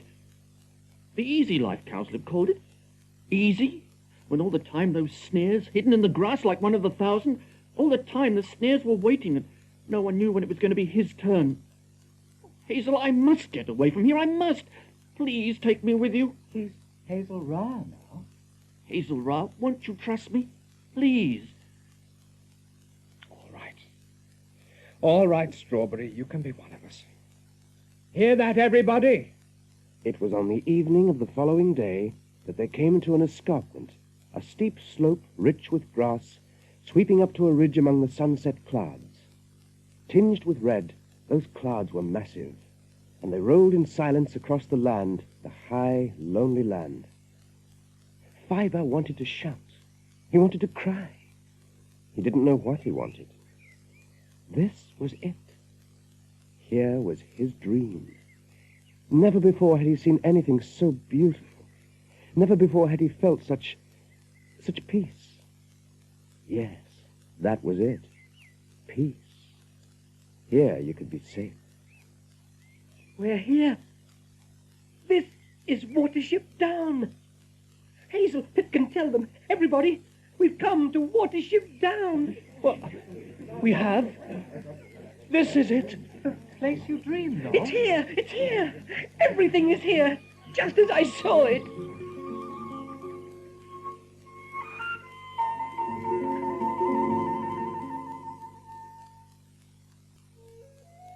They camped for that night at the foot of the slope, ate well, dug scrapes for themselves, and settled down. Sleep didn't come easily that night. There was too much to talk about, too many plans to be made. But in the end, even Fiver gave in to his weariness. It had been a long, exhausting struggle ever since they'd left the warren of the snares. And last night, he shuddered when he thought of last night. They'd tried to rest in some deserted barn and had been driven out by rats. But now, all of that was over. The journey from Sandalford was ended. They had found what they'd been searching for. Fiver yawned, stretched his legs, yawned again, and Fiver also slept.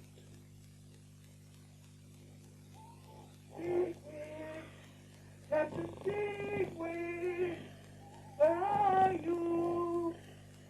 Bigwig! What's that?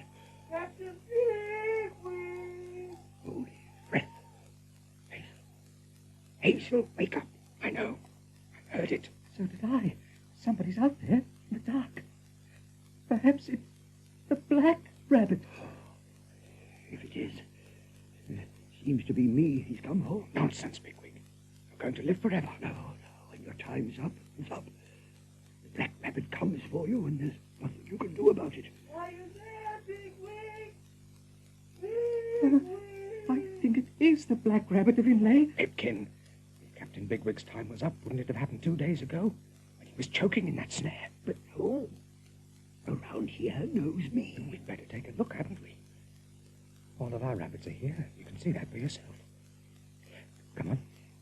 Let's find out what it really is. We won't wake the others. We can yell if we need them. Can I come too? I've never seen the black rabbit. Then keep behind me. Well behind, right? And I told you, you're not going to see the black rabbit. Whoever it is, it won't be the black rabbit. Oh, I hope you're right, Hazel. Lovers, I do hope you're right.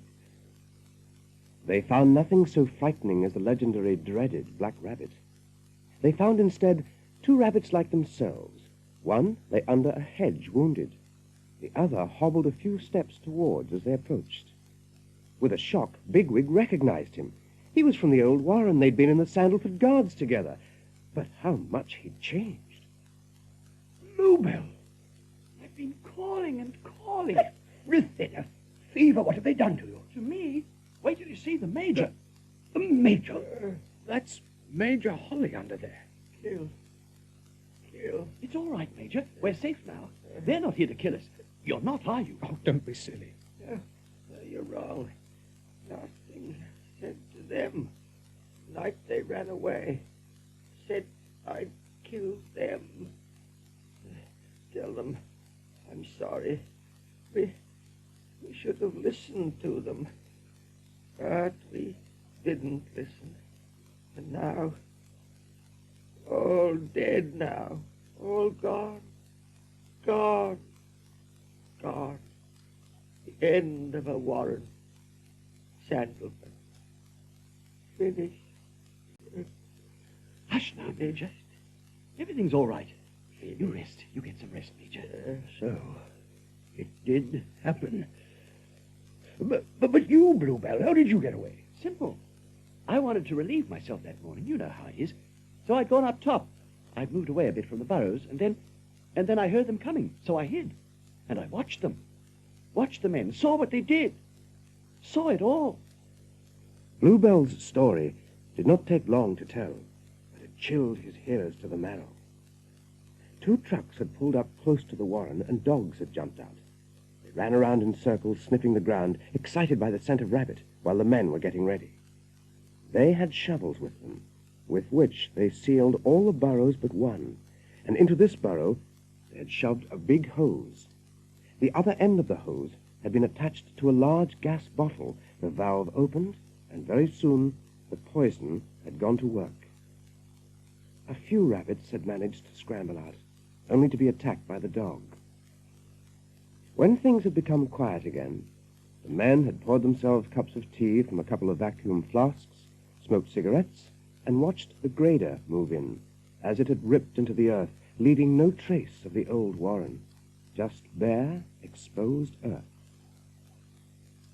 So that was that. And the old one, our chief rabbit? He went with the rest. He must have. The Major and I were the only ones left. Ivor tried. He tried to warn him, but he laughed at him. We were too young to be listened to, so he laughed. Of course he laughed. It takes a lot to evacuate an entire warren, and does with kittens can't move fast, so they'd attract 1,000. It's no wonder he wasn't keen to move. Perhaps he was getting old, too, and not fond of changes. Ah, well, it's changed now. It just isn't there anymore. Anyway, we're starting another warren, a new one, and it's going to be beautiful. A fresh start? We found the place. It's not far from here. The Major, can he walk? Walk? Yes, I can walk. Can't I, Bluebell? I'm not dead yet, you know. But slowly. It'll have to be slowly. Then we'll all walk slowly. Follow us, Bluebell. It's along here.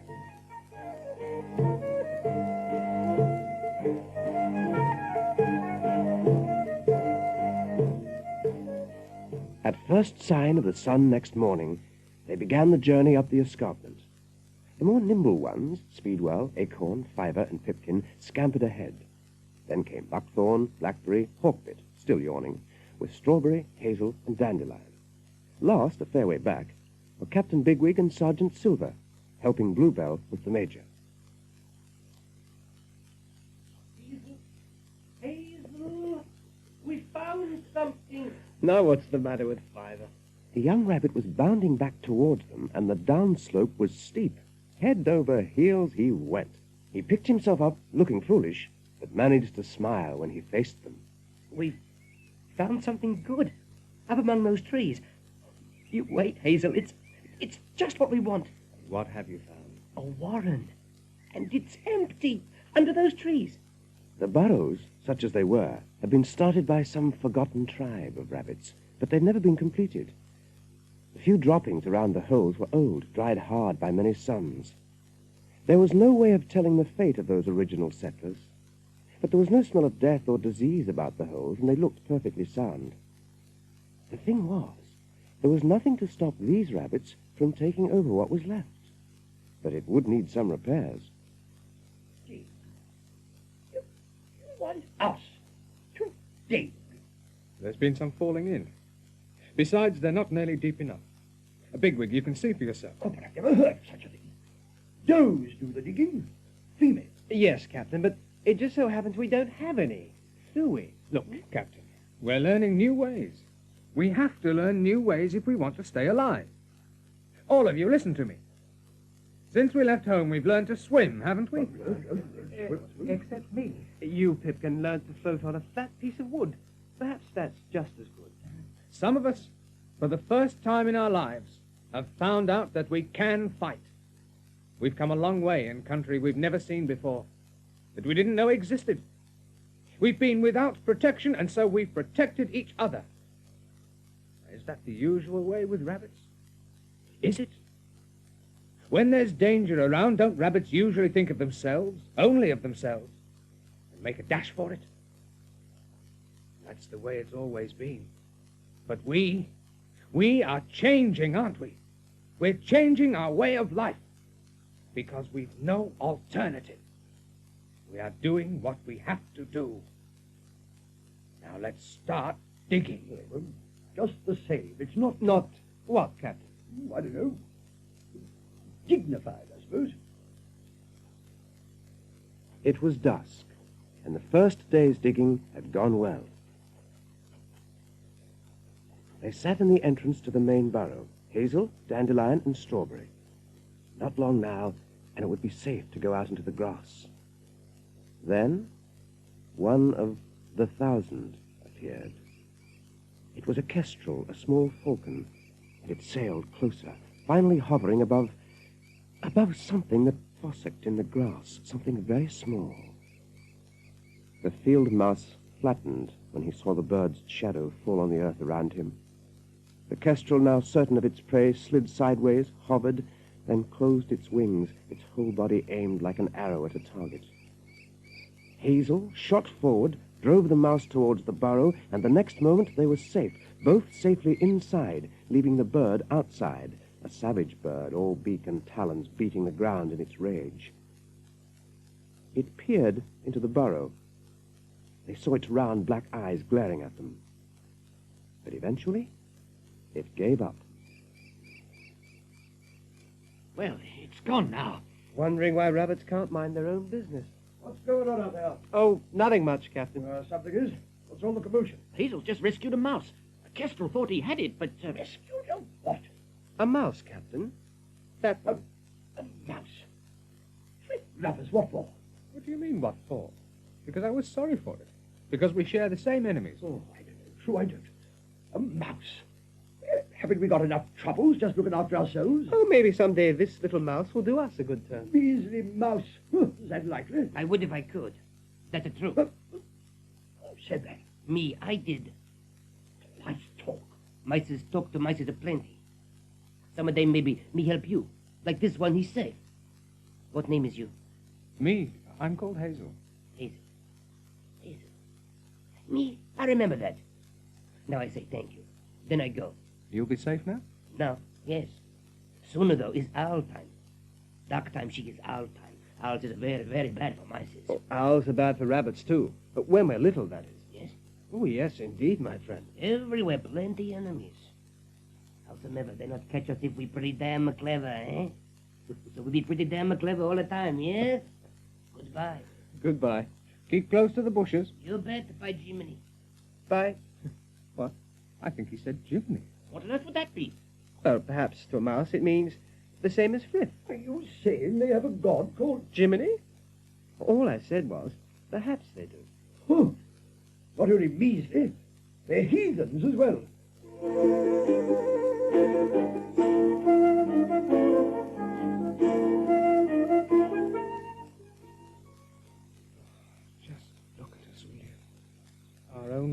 at last. A lovely full moon up there. And full bellies all round. But nobody dances. They're not even skipping about. Me? I never was one for dancing. Didn't hold with it. Oh, now I've grown out of it anyway. How can you grow out of something you never did? Dandelion, you trying to be funny again, are you? Why, no, Captain. I simply Oh, now said stop that- it, you two. Thinking about females, if you ask me. Probably remembering Sandalford, too. Only one thing to do. Dandelion, a story. Another story? Oh, must I? Oh, tell the story of... Let me see. The one called The Trial of Elaray Ra. Ah, you know it, Luther? Backwards. Oh. It's one of my favorites. Oh, that's marvelous. Gather round, everybody. Closer. Now squat in a circle. It's a story. Now quiet, please. Now, you remember King Darzen's lettuces and how they were delivered to Elaray Ra, the king of the rabbits? Yes, we do. Well, Prince Rainbow knew very well that Elaray Ra and Rabscuttle had tricked the lot of them, but he couldn't quite see how it had been done. Anyway, the prince had to abide by his promise, so he allowed Elaray Ra and his followers to move out of the swamps. They built a wonderful warren in some meadows known as Fenlo, and the first thing Elaray Ra and his offsider did was pick out a perfect burrow for themselves. But they were just settling in when two visitors arrived.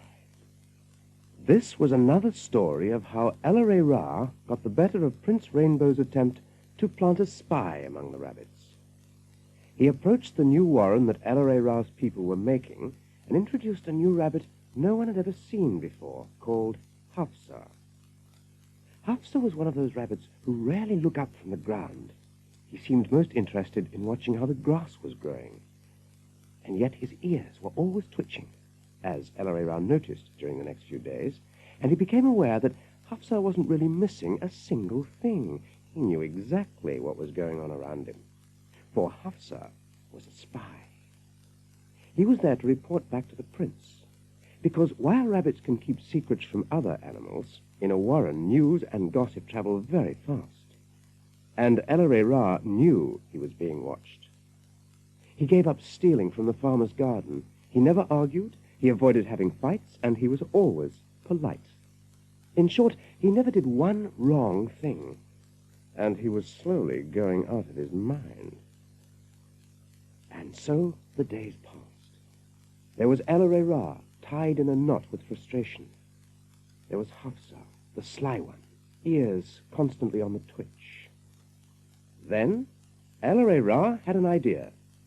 Rabscuttle, I'm going to the swamp to gather a few slugs. Slugs? What on earth for? Shh! I don't want Hafsa to hear. And I want you to steal some corn. Do you think you can manage that? Easily. But what do you want with slugs and corn? I'll tell you later. Hafsa! Hafsa? Where are you, my friend? Here I am, Elaray Ra. I can trust you, Hafsa, can't I? But of course, Elaray Ra. You know you can. Yes. Would you like to hear a secret? Oh, I love secrets. Now, what is it? I am going to steal Prince Rainbow's carrots. The prince's carrots? Mm-hmm. Really? Can I come with you, Elaray Ra? Could I watch what you do? Why not? But I can trust you, can't I? Oh, yes, of course. Well, now. This is what we'll do. But before Hafsa and Elaray Ra started out on their raiding expedition, Rabscuttle went first to visit Yona the hedgehog and Harwok the pheasant with the slugs and corn he and Elaray Ra had collected. He showed the hedgehog the slugs and saw him lick his lips and look hungrily at them. Yona, do you by any chance sing? What rubbish! Hedgehogs don't sing. But could you try? Could you try to sing if I gave you these fat, slimy, juicy slugs? Now, don't they look delicious? They do indeed. Would I have to sing very much? No, just a short song will do. And here's a box for you to stand on. It might help your voice carry. Next, Rabscuttle went looking for Harwok the pheasant and found him strutting at the edge of a pond. When Rabscuttle let him see the corn, he noticed the same hungry look in the pheasant's eyes, and he had no difficulty in winning the bird's attention. Hawk, can you swim? Don't be silly. Ah, but could you try? Could you try to swim if I gave you all of this corn? Oh, look. Well, no doubt a person could try, couldn't he? But Elarera and Hafsa were close on Rabscuttle's heels on their way to steal the prince's carrots. And, of course, on their way, they met up with Yona. The hedgehog was standing on his box. He decorated himself with flowers and feathers, had stuck them onto his spikes. He was waving his paws in the air and was singing. Oh, Sluggamoon, oh, Sluggamoon, oh, grant to thy faithful hedgehog's boon. Yona, what are you doing? Just singing, that's all. It attracts the slugs, you know, and sometimes snails as well. Come on, Hafsa, we mustn't waste time. Elarera hurried Hafsa off because he sounded curious, and he was afraid Yona might say too much if he was asked a lot of impertinent questions. So they hurried on to find Hawk splashing about in the water. Good. Frith. Now, what is he doing? Are you, by any chance, speaking of me? Have you been shot or something? All I am doing is having a swim. Don't you ever swim when the moon is full? No, never. No, then you should. It really does wonders for your tail feathers. Then the two rabbits went on to do what they'd planned. The prince's carrots were easy to steal because there were no guards or patrols of any kind. His Highness apparently thinking no one would be bold enough to so much as dream of stealing from his garden. It was short work, therefore, to take the carrots away and hide them behind a pile of rocks. But once the last carrot was hidden, Hafsa was off to tell Prince Rainbow all about the theft.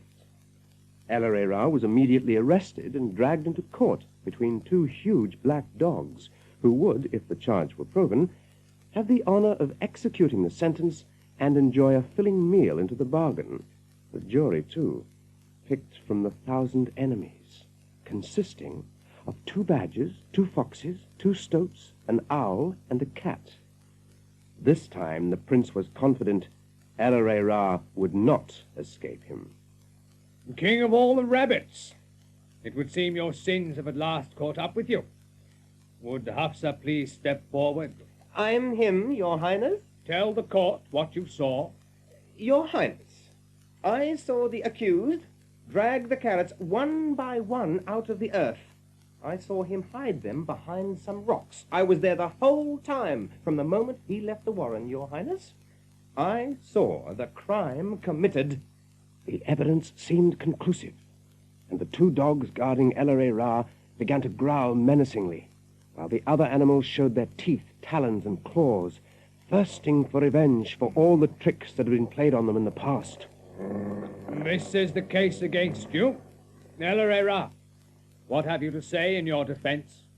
First, I wondered if I could ask the witness a few questions myself. It's your right. Go ahead. Now, you've told the court, Hafsa, that you accompanied me on this alleged raid. I did. You know very well I did. Would it surprise you if I suggested that I do not recall you and I going anywhere together, and certainly not last night? It would surprise me very much indeed. I see. Well, then perhaps you could refresh my memory. Where did we go? What did we see? You know what we saw. First, the hedgehog. A hedgehog? It was standing on a box. On a box? And it had feathers and flowers all over it. Dog rose petals, I think they were. And it was singing. The hedgehog? His name was Yona. Yona was singing? And what, may I ask, was this, Yona singing? A song. Of course. Oh, but could we hear that song? Oh, come now, you must recall the song. You appear to be able to remember so much other detail. Well, must I, Your Highness? A few bars. Oh, Sluggamoon, oh, Sluggamoon, Oh, grant I think that's quite enough, don't you, Your Highness? More than enough. May I ask why this hedgehog was singing to the moon? He said, Your Highness, that it attracted the slugs. Attracted the slugs. Oh, well, I suppose there's no accounting for what musically would appeal to a slug, is there? But it's true. He saw it. He saw Harwalk, too. Harwalk? The pheasant. He was... Yes, go on, witness. What was this pheasant doing? Well,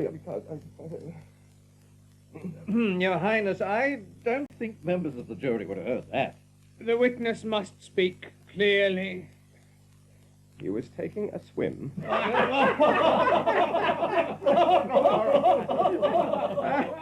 And why would a pheasant take a swim, may I ask?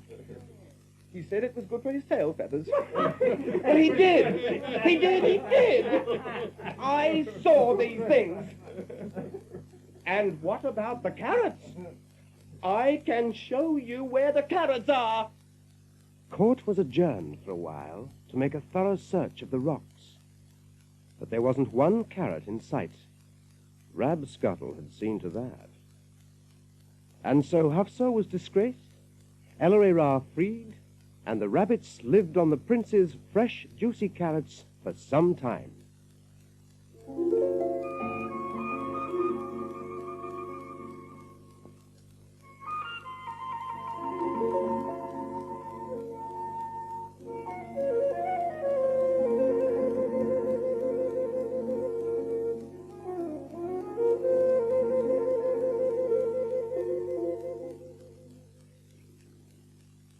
The new warren has been established on Watership Down, if warren is really the right word. It's a honeycomb of tunnels, not all are completed as yet, dug among the roots of beech trees near the top of the rise. Here the 14 rabbits, all of them bucks, have taken up residence. It's not a warren, Dandelion. It'll never be a warren. Until we... I know, Hazel. I know a few females now. They'd... Well, it would be a home then, wouldn't it? Hmm? Some does. And the kittens all over the place, getting under our feet. Youngsters, you'll grow up. You'll be taking our places one of these days. That's right, Hazel. Because no rabbit lives forever, does he? You'd all be joking. No, I mean it, Dandelion. Here today and gone tomorrow. That's us. If we're lucky. More often than not, it's here today and gone today for a rabbit. Sometimes it's that too. Not nice, is it? I mean, not too nice, being a rabbit. Not nice. It's downright perilous. Where are they? These females. Where do we find them? In some other warren, I reckon. Can you smell another warren? Eh? Can you, Hawkbit? Anywhere? It was hopeless. They knew. They'd tried it before. But they sat erect, noses to the wind. They picked up the scent of cows, of hay, of horses, and kitchen smoke from a farm nearby. But of rabbits, nothing. And yet there had to be another warren in such lovely country. But where? Where should they start to look? How would they know? The answer to that question, as it happened, lay helpless, its wing damaged, not so very far away. It was a fair-sized bird, almost a foot long, mostly grey-coloured, but with white shoulders, a white neck, and a head that was dark brownish to black. It was a seagull, and Bigwig and Silver were the ones who found it. It's wounded. Don't get too close, Captain. There's no blood, though. No. Don't get excited, you stupid bird. Never saw one like this before. Look, we're rabbits, stranger.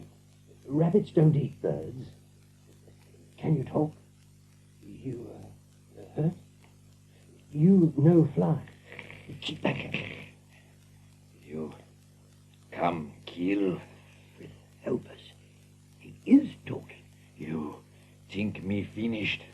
You get bloody great shock.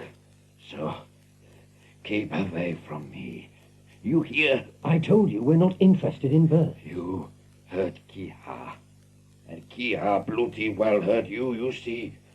Understand? Understand? Ah! Ah! So they ran to fetch Hazel. When he saw the gull, it was stabbing its beak into a clump of grass at its side over and over again. Then it lifted its head. The black and yellow eyes stared into Hazel's face. You're starving, aren't you? Get him some worms. Worms? Oh, then I'll get them. You two find some beetles, woodlice, anything. Bigwig, this bird is sick. Oh, I don't know.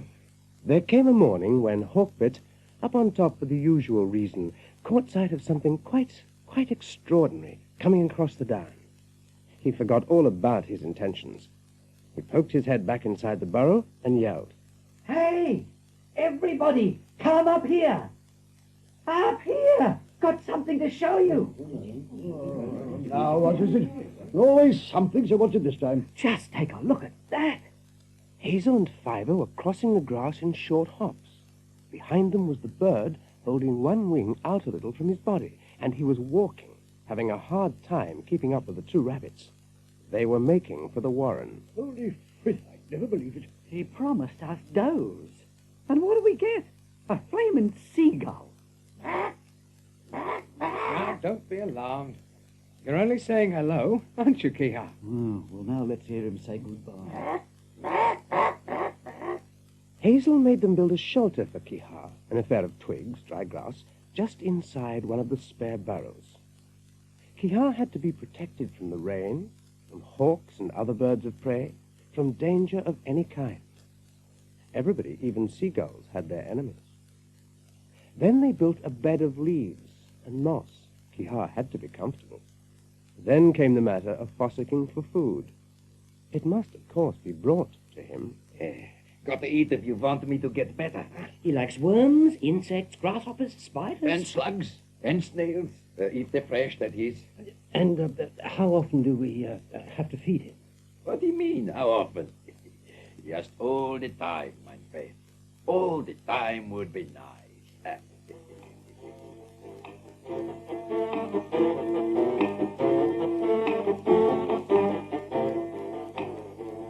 At first, the rabbits were prepared to go along with Hazel and help the bird, although they grumbled at the unpleasant work involved in finding insects and grubs.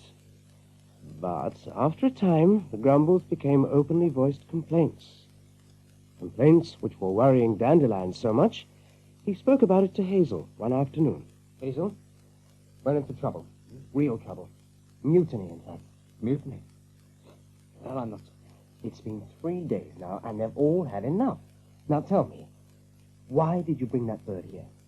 You must have a reason. I have. I want Kehaar to be grateful. Grateful and friendly. I want to see him fly again. And when he can fly, I want him to go exploring. For us. Well, who better than a bird could tell us where the nearest warren is? Where we'll get ourselves some females. So that's it. But will he be grateful? Well, that's why I haven't said anything. And how can I be sure? He did make me a promise, but when the time comes, when he does take to the air... He could simply keep on flying? Back to the end of the world? Yes, to his home. Back to the end of the world. It wasn't exactly a mutiny, perhaps, but the supply of grubs and other wrigglies did begin to dwindle during the next couple of days. Then, for no reason that Hazel could see, everything suddenly changed. There was an upsurge of enthusiasm. The rabbits began scouring the grasslands, frantically fossicking under logs, turning over stones. Soon there was a beaten path to Kehaar's nest at the mouth of the burrow. I don't understand. What's happened? Can't you guess, Hazel? Then come with me. Dandelion led the way into the warren, crossed into the tunnel that led up towards the nest. Kehaar was receiving Hawkbit and Silver, and for once he seemed happy. What is this? A cockroach. Oh, lovely. And I know where there are some more. Beautiful, beautiful. good for your cockroaches. Make you strong, Kehaar. Ah, plenty strong. It take time, though, understand? Sure. I've only got a spider, but it's a big one. Soon you fly, eh? And then you, You know, Kehaar, like you said. Ah, like I said, I find you some mothers. Foreign without female mothers, no bloody good, huh? But first, plenty food, then I go look. You tell the other rabbits, yeah? Make me strong. I find you some mothers, huh? Oh, more cockroaches, you said? Now, that seagull is nobody's fool. And he's going to sit there being fed by us for the rest of his life, by the look of it.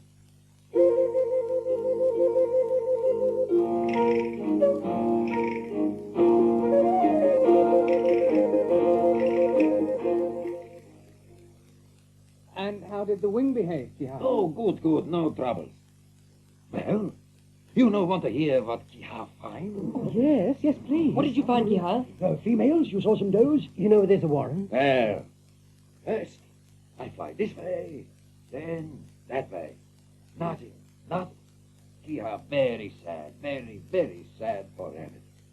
No mothers, Kehaar say. No mothers anywhere. Then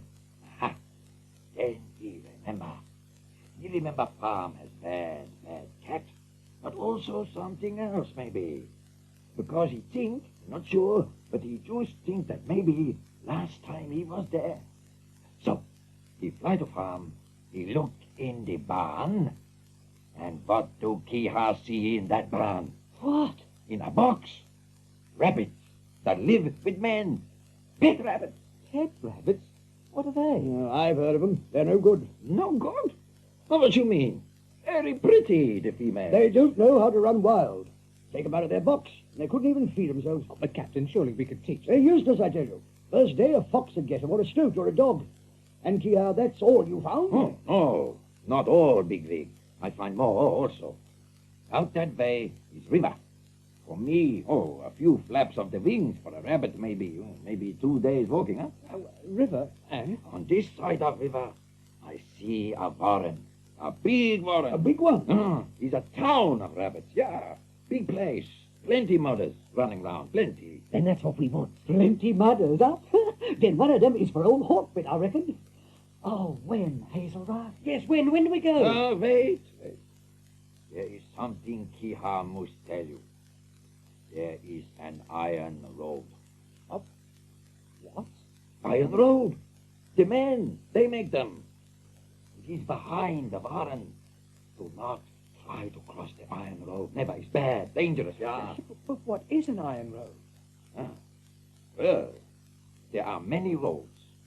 There are a few iron roads.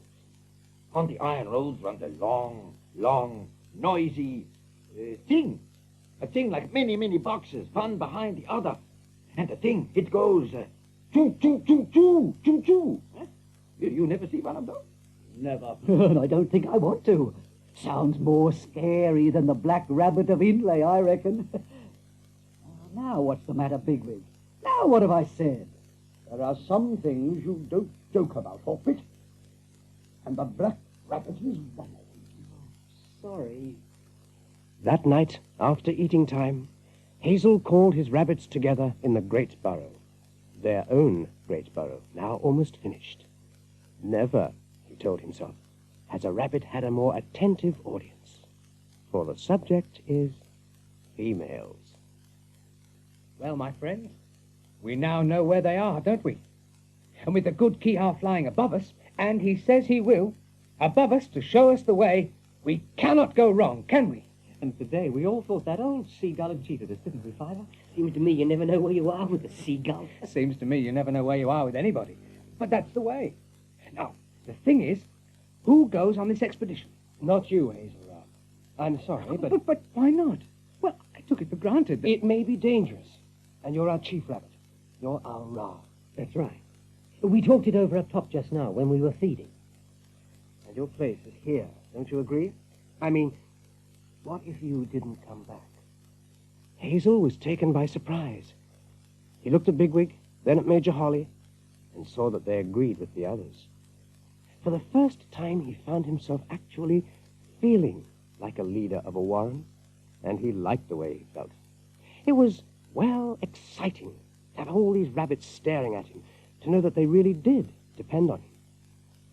Before he knew what had happened, the members of the expedition had been elected, Buckthorn, Strawberry, and Silver, with Major Holly in charge. They set off next morning. There had been talk of moving at night, but Kehaar's response to this was, "A seagull flying in the dark? You bloody crazy?" It was to be a purely peaceful mission. With a party of 4, what else could it be? Be polite and pleasant. Tell them we're a small group starting a new warren and would be very obliged if... Well, that sort of thing. Now, that should do the trick. And now, are you ready, Kehaar? Oh, whenever they are. Then off you go. And good luck. Well, Captain, the rest is up to them and to Frith. There may be a bit of help from Elarera. Females? We're going to have some females. Lots of little hawkbits running all over the place. What a ghastly thought. Hazel, what are you doing? Just think of it. It was 4 nights later that Hazel had his bright idea. In next to no time, he rounded up Dandelion, Pipkin, and Hawkbit. Then he went looking for Fiver. His brother listened to him, and then turned away. Don't do it, Hazel. What's the matter with you? We'd be there and back before anyone missed us. And can't you just see their faces? The Majors and Silvers and Buckthorns and Strawberries? Can't you, Fiver? When they arrived with their does, we'd say, "Oh, by the way, we've already got 2 of our own. Would you care to see them?" You want to show off, don't you? What do you mean? You want to get in first, don't you? That farm's bad luck. It's where the cat attacked Kehaar, and there's sure to be a dog. You ever hear of a farm without a dog? And besides, you know what Bigwig said. Pet rabbits would be more trouble than they're worth. I wouldn't go anywhere near that farm. I see. Well, please yourself. But Pipkin's coming. You know why, don't you? Because poor Pipkin will go anywhere you go, that's why. Look, I wasn't going to tell you this, but now I must. I've had another dream. No, wait. A dream about a bird. It was sick and it was frightened. And it was sitting alone on the branch of a tree.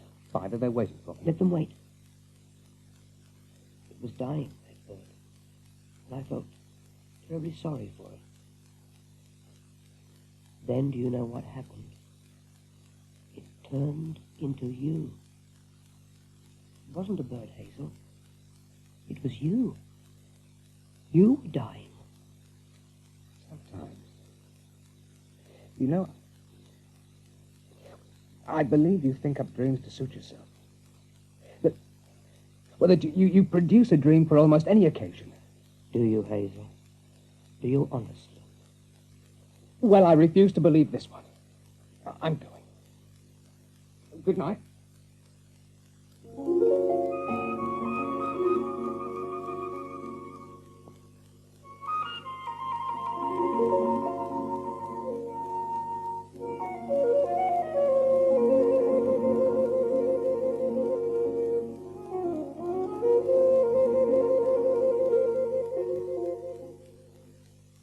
Thus began what later became known as the raid on Nuthanger Farm. It was the blackest of nights. That at least was in their favor. They approached the farm slowly, rabbit slow. A hop, a step, and a pause. Would this be it? What Kehaar called the barn? I think so. The rabbit box should be in there somewhere. What's happened to the other 2? What with the Pipkin? Waiting back there. Not me. I'm here. And you shouldn't be. There's a dog over there, but he's tied up. He's asleep. And pray to Frith that he stays that way. All was still. There were smells of straw and cow dung, of rotting leaves, cattle feed, chickens, and bran. Also cat, more than one cat. But, and this gave them courage, there was as well the smell of rabbit. They crept inside the barn. Sure enough, there was a box, and in that box were 4 rabbits. 2 males, 2 does. Who's there? Who's there? Friends, Don't be afraid. What do you want? Where do you come from? From the hills. From the hills? Truly? You run around free? I hear, at last, the charming voice of the doe. We go where we like, live as we please, choose our own food, stretch out in the sun when the weather is good. And what else? Oh, sometimes we dance in the moonlight. And we live under the ground. Not in a box? You've never been put in a box? Never. We die. No, our life is a free life. How odd. But it does sound rather fun, don't you think, Haystack? In fact, it sounds simply marvelous. Wouldn't you like to run away? Live the way we live? But out there you have things called foxes, don't you? I've never seen one, but the cats told us. They come here sometimes just to tease us. They're awful, those cats. Well, yes, we do have foxes. But you're a rabbit, you can run, can't you? I couldn't say. I wouldn't know. We've never tried, you see. We're safer where we are, Boxwood. And you know it. We were born behind wire. We've always lived behind wire. But, Laurel, wouldn't you like a change? Does that mean we have to die behind wire? What do you think, Haystack? She's terribly shy, our Haystack. And that's something you'll never be, Clover. This Laurel is a grumpy old thing, but he's right. I'm not one little bit shy. And I don't care. What's your name? I'm Clover. I'm Hazel. And this is Dandelion. And this is Pipkin. Hazel? Dandelion? And Pipkin? What interesting names. This other doe... But you heard, didn't you? Her name is Haystack. She... Excuse me a moment. Haystack wants to know if you mean what she thinks you mean. Are you... Are you really inviting us to run away with you? We are. Well, all four of you, if you like. No, thank you. I think that goes for Boxwood, too. Then we'll come with you. Haystack and I. Are you sure? We'd love to. That's the door. It opens from the top. Do you, silly female, understand what you're doing?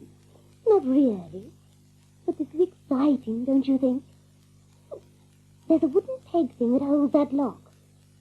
Do you see it? Well, if you stand on your hind legs and get that peg between your teeth... Got it. Right. Oh, sorry. Hazel, we've got to get out of this, and fast. I know. Quickly, hop out, Clover, and your friend. You females are out of your mind. Oh, do be quiet, Laurel. Well, we're ready. You two bucks, are you sure you won't come? You'll be welcome, you know. Go away, why don't you? Thank you all the same. We know when we were off, you see. But thanks, and good luck. Which one was your mate, Clover? Which one? Laurel or Boxwood? Does it matter now? Shh! We mustn't make a sound from now on. Run! Run for your lives! Two of them! Look out, Pipkin! Hold me. Where are you? Which way do we go? Here! Over here! Run! Keep running! You take the dose! Just keep running! Hazel found himself with a mouthful of cat's fur. He spat it out. The cats backed away, crouched, their tails moving slowly from side to side, still staring at him. The others had fled into the shadows and beyond. Then, abruptly, the courtyard was flooded with light. Two men had appeared in a doorway, one holding a shotgun. Hazel leapt.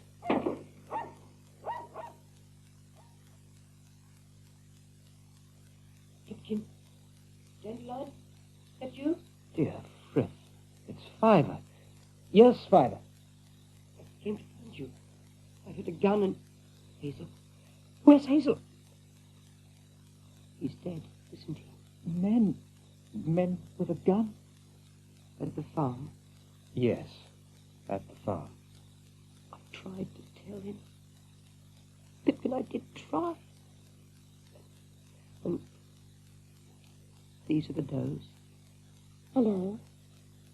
He was your big brother, they say. I'm so sorry. Yes. Now, let's go back to the warren. They went back in silence. Down in the great burrow, there was silence again when the news had been told. A few of them glanced quickly at the two does, and as quickly turned away. They're blaming us, Haystack and me. But it's not our fault, is it?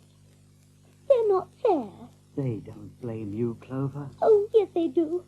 That huge one over there, he looks as if he hates us. Ah, that's Bigwig. Why, he used to argue with Hazel a fair bit, but he was our Hazel Rye, you see. What's that? Our chief rabbit. He was special, Hazel was.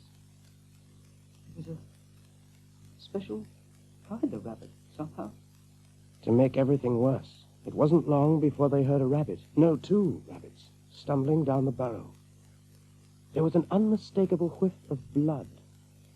And there was Silver with a limping, battered buckthorn behind him. The expedition had returned.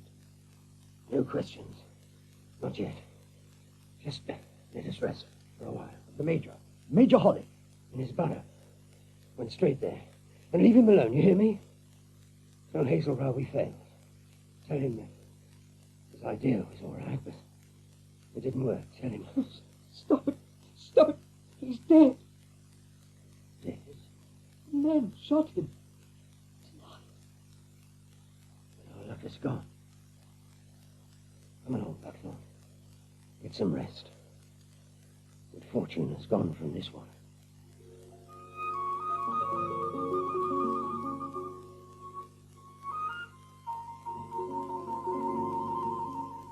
Fiver tossed on the dirt floor of his burrow.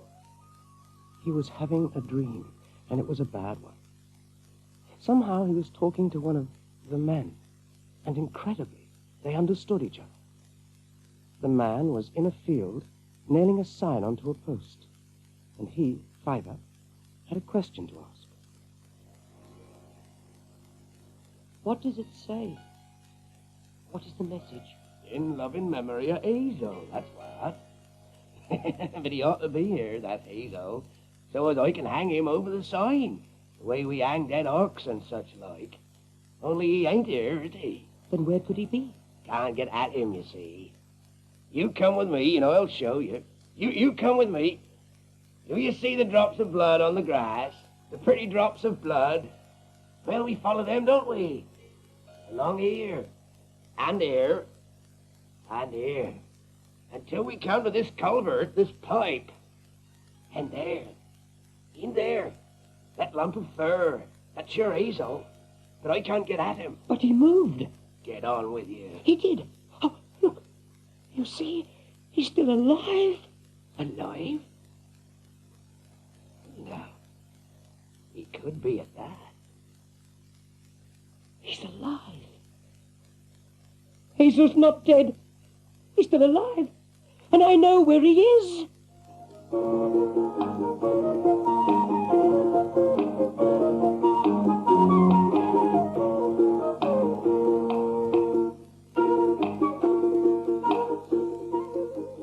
Fiver was lying in his burrow, the dream still very vivid. It had seemed real enough, but was it true? Would anybody believe him? How could Hazel still be alive? He crawled across to Pipkin, touched him gently, and began to whisper. And together they left the burrow, not making a sound. There was only one thing to do, see for themselves, put Fiver's dream to the test. And, in another part of the warren... Strawberry? Oh, so you're not sleeping either. It's despair, Strawberry, isn't it? Despair is creeping through these burrows like the mist that killed them all at Sandalford. You can't see it, can't touch it, but our rabbits have lost hope, haven't they? They miss Hazel. We all miss Hazel. There was one rabbit that... I don't know. Somehow you felt Hazel would live forever, that nothing could ever be too much for him. Nothing. But they shot him, Strawberry. 2 shots. I heard them. Yes. And then we come back, Major Silver, Buckthorn and I, with more bad news. Half dead with nothing to show for it, not one single female. You can't blame them, can you, for feeling the way they do? But we can't go on moping forever. That will make it worse. We've got to do something about it, and the sooner the better. And I think I know what will help. Strawberry, go to all the burrows and wake them all up. Now? Now, and tell them to look lively. Tell them to meet me at the Major's burrow. But Dandelion, what are you going to do? Do? Look, we've just lost a chief rabbit, haven't we? Well, what we need now is a new one. But who? Major Holly? Who else? Captain Bigwig's too bossy. The Sergeant Silver would never make a leader, much as I like him, and so it has to be Major Holly. Can you think of a better role?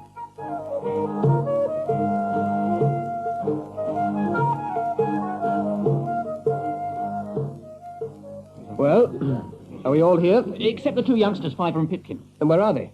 You looked in their burrow? Yes. Acorn thinks they've run away. Rubbish. They never do that. Why should they? Because this is a bad luck warrant, according to Acorn. He says we're finished. Oh, does he? Do you, Acorn? Do you think this warrant is finished? How about you, Captain Bigwig? Are we finished? May I interrupt? Excuse me, Captain, but I feel I must say this. As everybody knows, Bluebell and I are the most recent members of the Watership Warren, with the exception of these two charming young does. And so you may feel it a little impertinent of me to interfere, but all this nonsense about bad luck, this talk of being finished, simply appalls me. What's the matter with you? Where's your courage, your confidence in yourselves? Where is it? Didn't you learn anything from Hazel? We must have a leader, sir. Every warren needs one. Then get yourselves one. Talk it over. Make up your minds. For Frith's sake, do something definite. We have made up our minds, sir. We'd like you. What did you say? You. To be our Ra. Oh, no. No, not me. I thank you for the honor, but... You have the experience, Major. And the authority. You've been taught how to lead. In the old days, back at Sandal. I couldn't do it. I'm too tired. There's been too much lately. Well, first, the escape from Sandalford. Ask Bluebell. He knows what that was like. And I'm not as young as I was. And then I just led an expedition that came so close to disaster that it's taken all the fight out of me. Oh, it wasn't my fault, and every one of us did what he could, but it was a failure. And now, for a while, all I want to do is rest. I am not, and I'll never be, your leader. What did happen on that expedition, sir? Isn't it time you told us? Yes. Yes, I suppose it has to be told sometime. You all saw us the day we left here, Sergeant Silver, Strawberry, Buckthorn and I. Oh, we were quite confident. Our hopes were high. There seemed to be no earthly reason why we shouldn't come back with the does you all wanted so much. And we had that seagull, Kehaar, to fly ahead and guide us on our way. It was easy going at first. Plenty of cover, hedgerows, clumps of trees here and there. Even at one stage, a vast field of standing wheat. But Major Holly was too old a hand to forget about caution, ever to feel completely safe.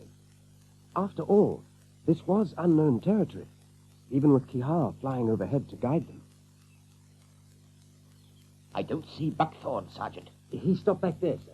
He'll soon catch up. A call of nature, I believe. Then it must be covered, Sergeant. Tell him that. Yes, sir. From here on, all droppings must be concealed. Like the cats do. That's right. No sense in telling the world where we are. Ah, that seagull, he's coming back. He's going to land. Trouble, do you think? Unless we've strayed off the track. Fine, Buckthorn. Tell him to hurry up. We must stay close to each other. What is it? You've seen something? Yes, I see something. You must be careful, I think.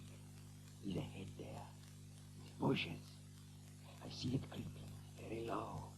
Very, very low. But you couldn't tell what it was? All I know, it is watching you. For a long time, it is watching you, I think. Quiet, Kehaar. Can you hear anything? Take off, Kehaar. You're more used to us up in the air than down here. Did I give you a scare? A hare! It's nothing but a hare. No offense, didn't mean to scare you. I had to check up on you first, but what on earth are you doing here anyway? We're looking for a warren. A huge warren. Kehaar, that seagull you saw, he told us about it. You don't mean Ephrathah. That's probably what he meant. But you don't want to go there. Look, that bird would only see Ephrathah, but he couldn't know what goes on there. Terrible it is. Terrible? This Ephrathah. This Ephrathah is a bad warren. Warren? It's like a prison. A secret prison, even for its own rabbits. I've seen the guards. They're big and cruel and they're everywhere. I've seen their patrols roaming about all over the place, day and night. You hear the screams that come from Ephrathah. Your best advice is to forget Ephrathah. Go back where you came from. But we have a mission to carry out. And we've come a long way. Why? Did you hear something? No. I don't think so. Sorry. This part of the world makes me nervous. But I felt I had to warn you. Suddenly, the hare was gone. And just as suddenly, out of the bushes from every side, came the biggest rabbits they'd ever seen. One, obviously the head of the patrol, came close to Holly. Who are you? What do you want? Just stay still. Keep perfectly still. I asked you a question. Who are you? Campion. Captain Campion. Where are your marks? Marks? I don't know what you're talking about. No, I didn't think you would. Nothing. Nothing anywhere. What about the others? Not a sign, Captain. You were right. I thought so. Strangers. You four will have to come along with us. Why? What is this? And what's all this nonsense about marks? What marks? Look, we're a long way from home and it smells like rain, so why don't you just shut up?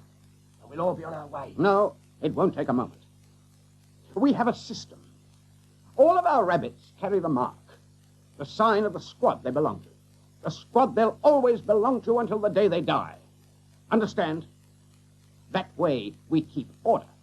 That way people stay where they belong. Captain, it is raining. I felt a few spots. I've nearly finished. So we never have a left back leg, shall we say, trying to fraternize with the chest marks or any of the neck marks. Stay where you're told. Do what you're told. That's the way we run things at Ephrathah. Until the day you die. What kind of mark is it that would last a lifetime? Perhaps we should show them, Captain. We bite them. We make an incision, you know, with the teeth. Now, let's be on our way. We're under arrest then. Is that it? Questions. Who do they think they are? Just wait until they meet the General. Wait until they meet him.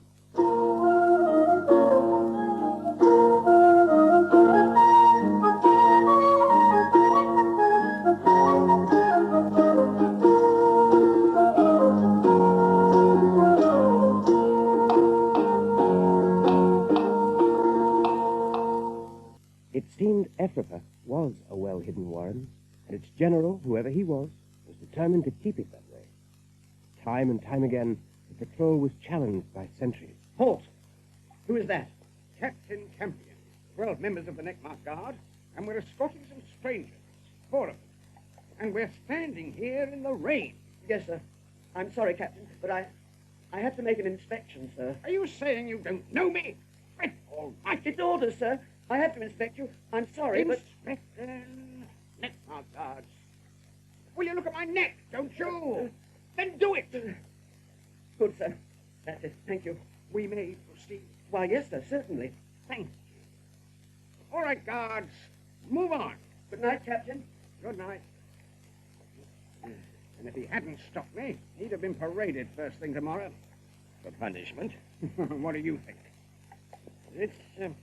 This general of yours doesn't take many risks, does he? You're safe if you live in Ephrathah. Stick to the rules, and you're perfectly safe. And what are the rules? Apart from always staying in your rightful place, that is. Just do what you're told, and you can't go wrong. Well, that's simple enough, don't you think? Their journey ended in a ditch. Captain Campion led them to a broken earthenware pipe set into the bank, hidden by fallen rubble and overgrown with weeds. They had to keep to these stones.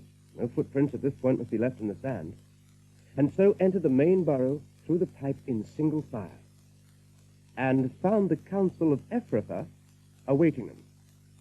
Surely, Holly decided, these must be the oldest rabbits in the world. The elderly councillors blinked at the newcomers, as if trying to get them into focus.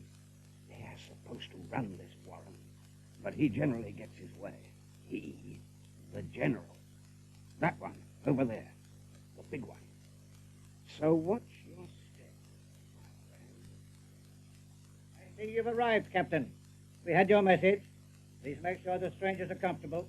The council and I have a small matter in hand. It shouldn't take long. Yes, General, certainly. Sit, Major, and your friends must do the same. The next item, members of the council, is a matter of discipline.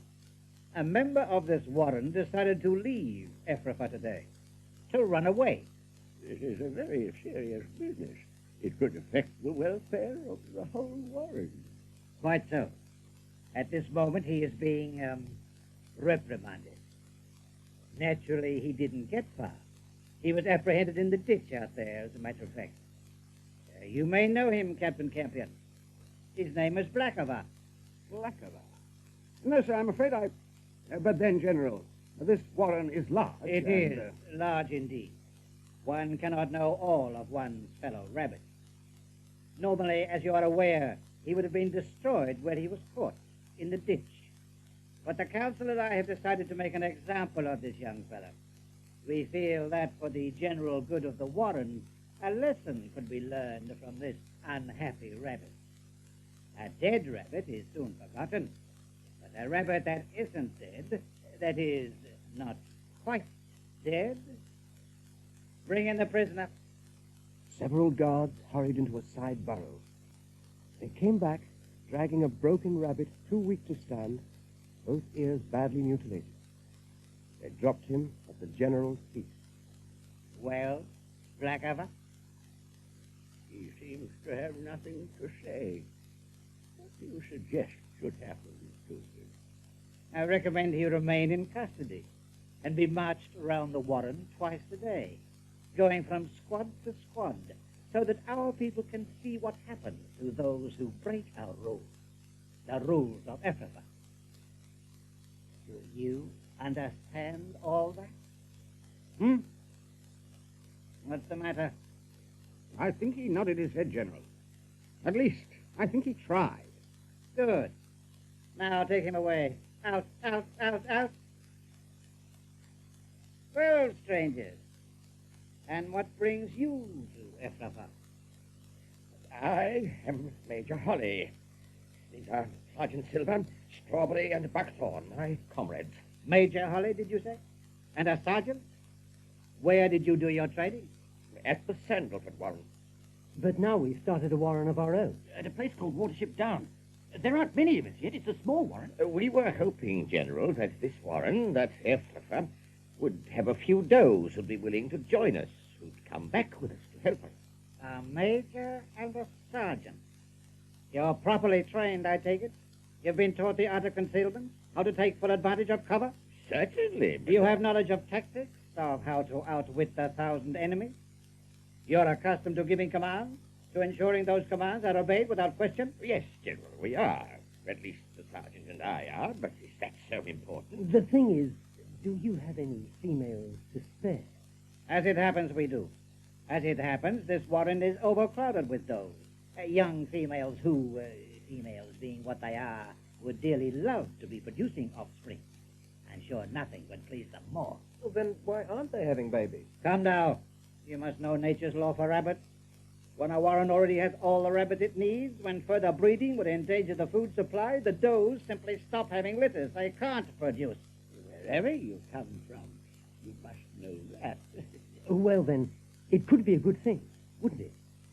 We could take some of your does back home with us, and we'd be happy, you'd be happy, and we'd have the does for our new warren. But you're not going home. What did you say? You're not going anywhere. But you can't do this. We do need trained officers. Besides, has it occurred to you that you now know our secret? Where we are? How to gain entrance? Oh, no. You 4 rabbits are not going anywhere. You're staying here. Captain Campion, find them somewhere to sleep. Yes, sir. Come along. Follow me. Well, I hope they will learn learn to treat the council with more respect in the future. They'll learn. It may take time, but they'll learn. They were given a dim alcove off one of the burrows. There they sat for the next few hours, most of the time in silence. For a while, Buckthorn did curse the general, his council, and the whole warren of Ephrata, but he gave up when nobody else joined in.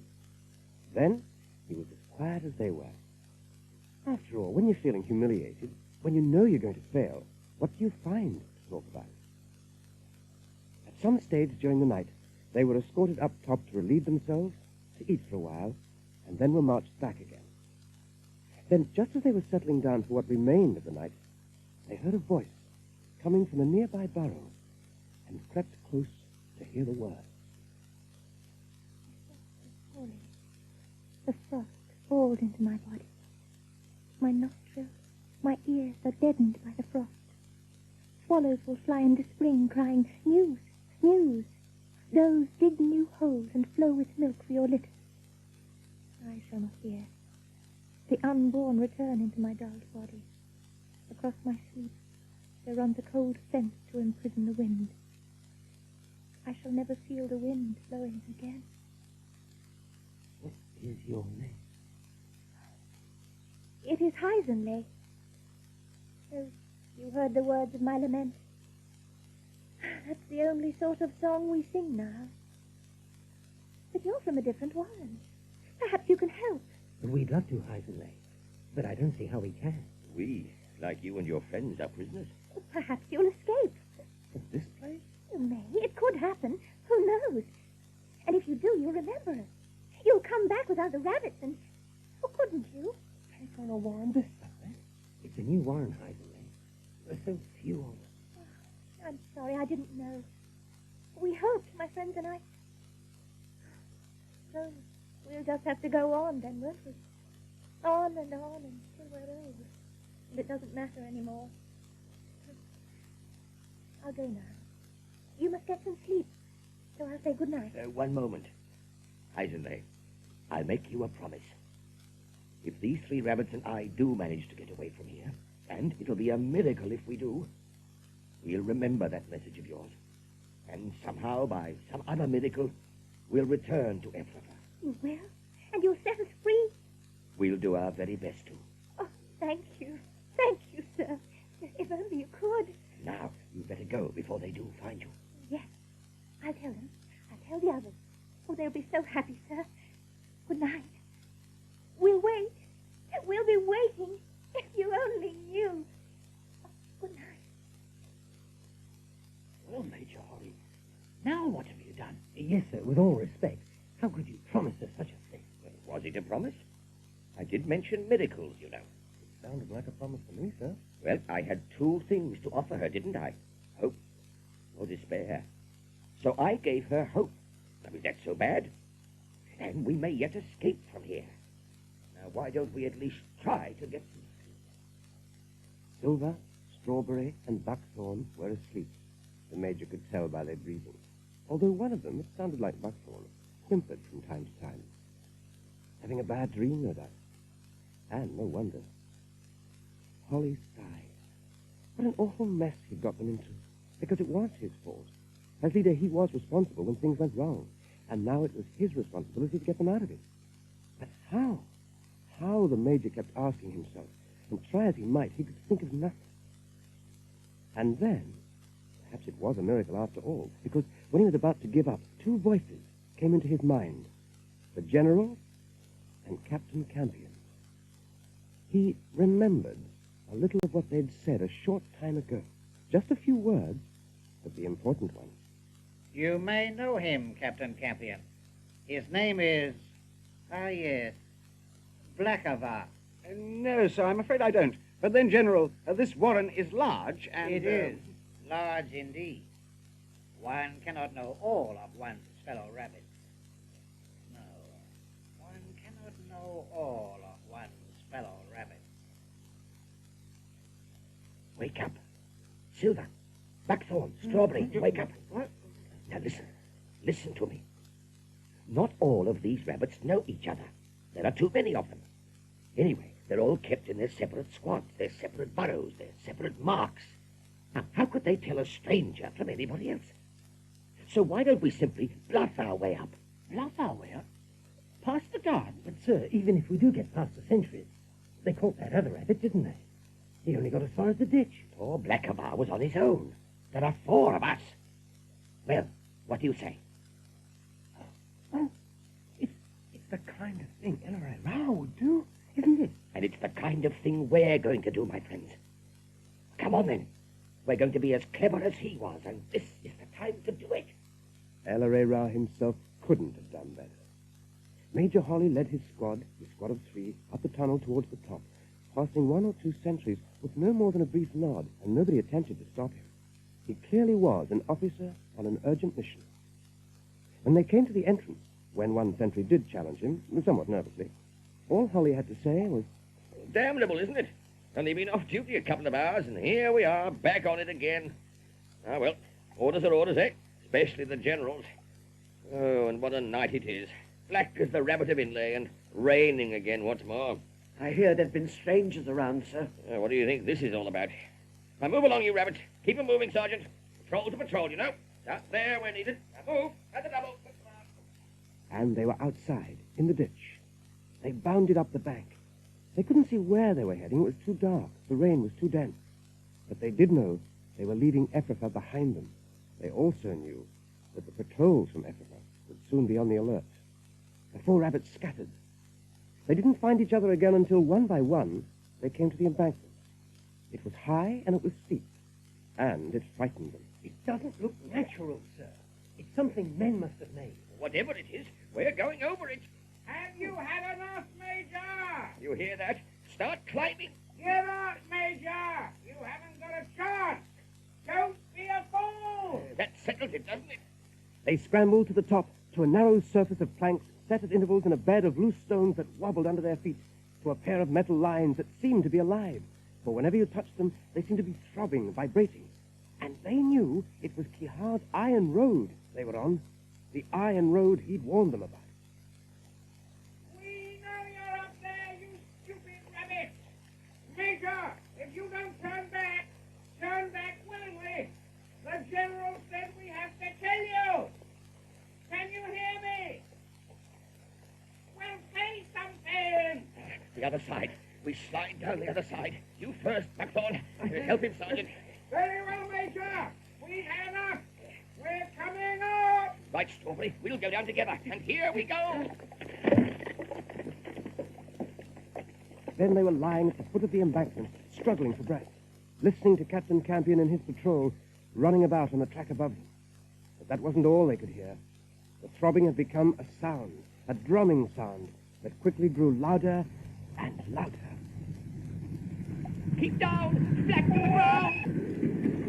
Frith almighty! What can it mean?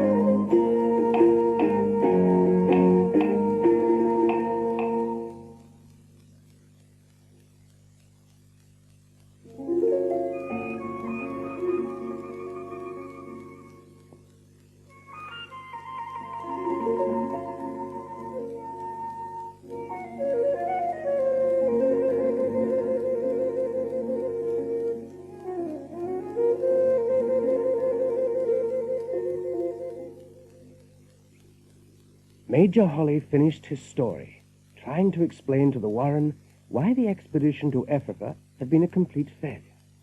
Why he, Sergeant Silver, Strawberry, and Buckthorn had returned to Watership without even one female. After it was done, Holly slumped back against the wall of his burrow and closed his eyes, a weary rabbit who felt ashamed. No more questions, anyway. Come along, I'll let him get some rest. Go back to your burrow. Coming, Silver? Captain Bigwig? We're coming. Along this way. You had a tough time, son. Yes, it was bad enough. Ephrath's a pretty tough place. What happened up on the Iron Road to that patroller there? I'm not sure. The thunder thing. The thing that roared when it came belting past. Surely it wiped them out. Bigwig, it was a black night. It was raining like mad. We couldn't see anything.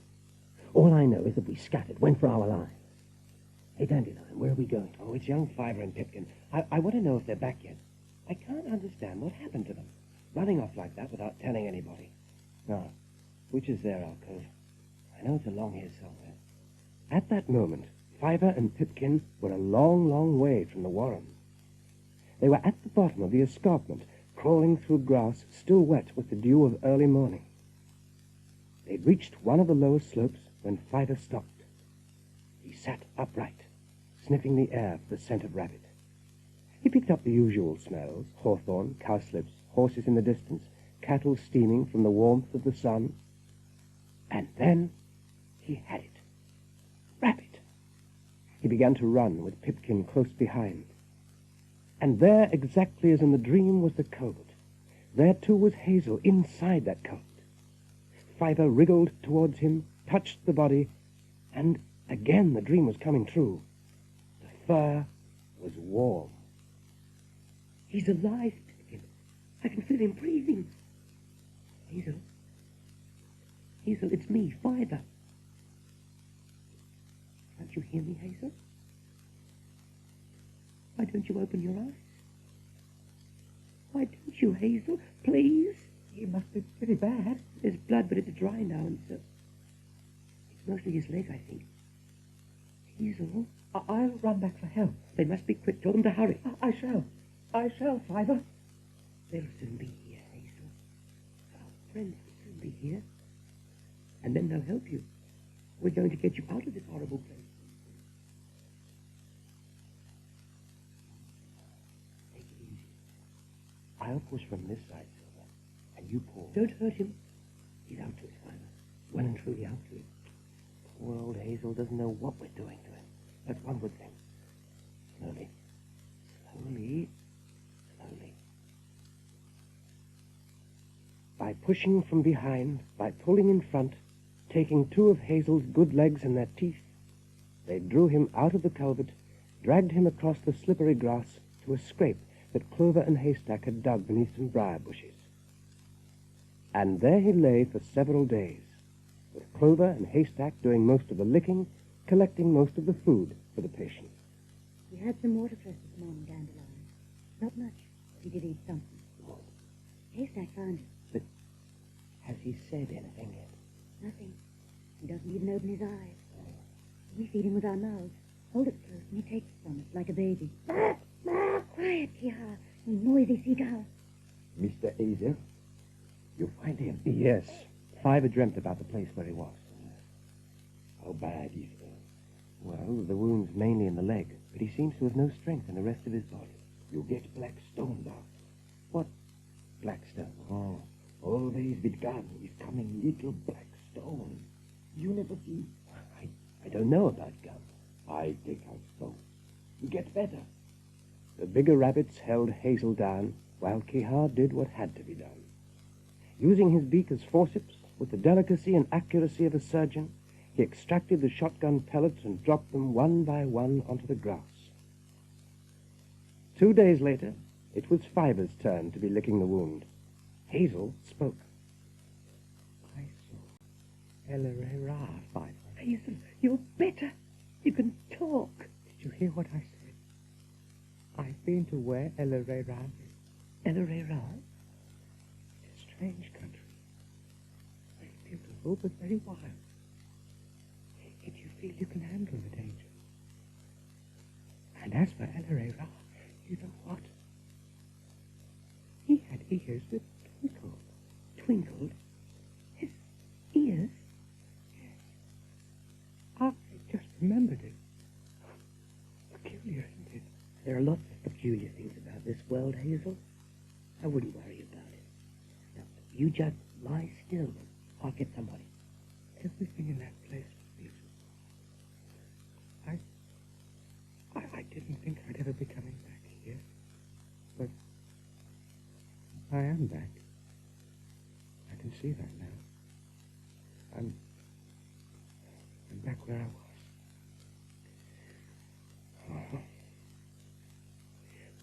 Where are you going? To tell the others. They'll want to know.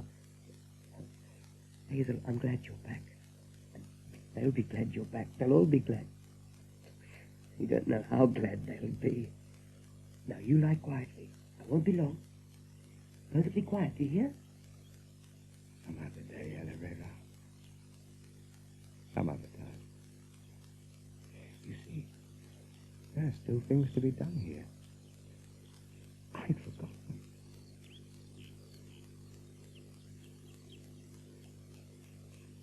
Each day they came down from the warren to see him. Major Holly reported on the expedition to Ephrathah. Strawberry, on one visit, was full of plans for extensions to the Watership warren. And Dandelion was worried about Clover and Haystack. They're trying their hardest, Hazel. I know that. But what happens when the bad weather comes? Can pet rabbits stand up to rain and hail, to the snow when it arrives? Will they be strong enough? They'll learn. Dandelion, seasons don't change overnight. And what if they begin producing offspring? What kind of rabbits will they be? Well, wild rabbits love this life. We were born into it.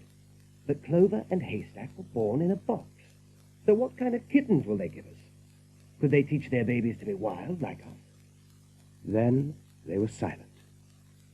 The sweet, almost sickly perfume of dogwood drifted up from the valley. Insects were at work among the flowers nearby. Each rabbit knew what the other was thinking. All females in the animal world have their seasons for mating. The two does, sooner or later, would have theirs. What would happen to the Watership warren when that time came? Among their bucks, all friendship would be forgotten. Fighting would take its place. They watched a pair of brown and orange beetles on a stem of grass in front of Hazel, saw the beetles take off, fly away, still coupled together. We're going back to Ephrathah. What did you say? We're going to try again. But don't say anything yet. I'll have to think this over. I have to make plans. I know there'll be a way. There must be a way. That night, Hazel climbed the escarpment. He took it in easy stages, but he did get there. Outside the main burrow, he paused long enough for the heart to resume its normal beat, for his leg muscles to relax. He couldn't, he simply must not show any suggestion of a limp. Then he went into the tunnel. Hazel! It's Hazel! But how? How did you do it? I'm better. I'm fit. You see me, don't you? Well, you can't be that fit. Not so soon. You must sit down and rest, Hazel, this very minute. Now, come on, sit down. Clover, you are speaking to our chief rabbit, I'll have you know. I don't care. He mustn't overdo it. Now move up, Sergeant Silver. Make room. Good. Thank you. Oh, it's fine to be home. Now, are we all here? Except Buckthorn and the Major. They're lying down. Haven't been the same, either of them. Since that blasted business with Ephrathah. Anyway, they're better out of this, the way they are. Out of what? Yes, Hazel. What is it this time? Shall we have another try at Ephrathah? Oh, no, you mustn't. Is that a tree? Are you serious? I'm going. So, who's coming with me? But you'll be killed. They almost were. But for a miracle. How many miracles can we expect? Holly tried persuasion. And their general soon fixed that. And we know we're not strong enough to fight them. Even if we had 100 big ones. Oh, yes, well, it's very kind of you to say so. And so, forget persuasion. Forget fighting. And what do you have left? Think of Elevator. We're going to trick them? But what kind of a trick? What are we going to do? Look, quiet, everybody. Be quiet, and I'll tell you. Now, listen. Now, especially you, Captain Bigwig. This is what I had in mind. We make our way. By the time Hazel had finished, every rabbit in that burrow was staring at Bigwig. He squirmed a little, coughed once or twice, and said, Yes, well, it depends largely on me whether it succeeds or fails, doesn't it? Very much so. You'll be in constant danger. All we can do is provide support at the right time. And you think it'll work? There's a good chance it will. Now, the Ephrathans won't know about Kehaar, and that should give us the advantage. But even so, you're the one who has to make the plan work. Now, I swear to Frith, Bigwig, if I thought I could do it, I would. But I know I can't. You're the only one. It must be someone with experience who's strong and who knows how to fight. And that's you. Well, you know, I wouldn't mind taking a crack at that blasted general fellow. Does that mean you'll do it? When will we be starting? Tomorrow morning, if you like. Might as well get it over with. Sounds proper nasty to me, that general does. Yeah, proper nasty. This second expedition to Ephrathah included all the Sandalford rabbits, with the exception of the Major and the invalid Buckthorn. Those two, with Strawberry, Clover, and Haystack, went up on top to see them leave, and stayed there until the last rabbit was out of sight. Soon, all they could see was Kehaar in the distance, hovering overhead. Well, they've gone, and who knows if we'll ever see them again. Look after them, Kehaar. Keep them safe.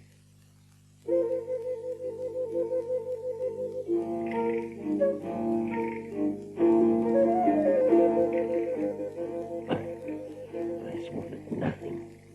This earth will make me go anywhere near Ephrathah again. And what are you doing? I'm going back. It's be crazy. Here I am, being a hero once more. If anyone's the hero, it's Bigwig.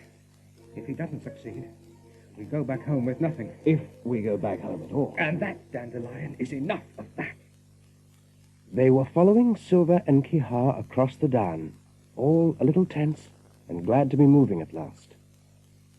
Bigwig had heard his name mentioned by the others, and was glad his part in this expedition was such a key one. His pride had been hurt when the others had chosen Hazel as their leader, instead of him, the experienced officer and veteran. And now they had to depend on him, and at last his strength and fighting skill were to receive some recognition. Even the youngster, Pipkin, was looking at him with admiration. Then the thought struck him that Pipkin himself had hardened and filled out a lot since their days at Sandalford. He dropped back to join the young buck as they loped through the grass. Maybe we'll be bringing back a mate for you, eh, Pipkin? For me? Captain Bigwig, would you tell me something? Why are we going to all this trouble? Trouble? Looking for females, risking our lives, especially yours. You don't know. Well, who'd have thought it? Then I reckon it's time you did know. So Bigwig told him why the warren had to have does, and why the bucks were prepared to go to all this trouble. It didn't take long, the way the captain explained it. When he'd finished, all Pipkin had to say was, "Oh, I see. Thank you." However, when the expedition camped that night in a wheat field Silver had led them to, Pipkin couldn't keep his secret any longer. Ivor, I'm asleep. I learned something today. Oh, did you? The captain told me. It's terribly important. It's about, females. I think I know something you don't know. Don't be so sure. Oh. You mean you were listening? Well, I was right behind you, wasn't I? Anyway, I listened for a while, but I knew all that stuff ages ago. Hazel told me. Ages? Ages. How long? Really? 3 weeks, possibly 4. Now go to sleep. Oh.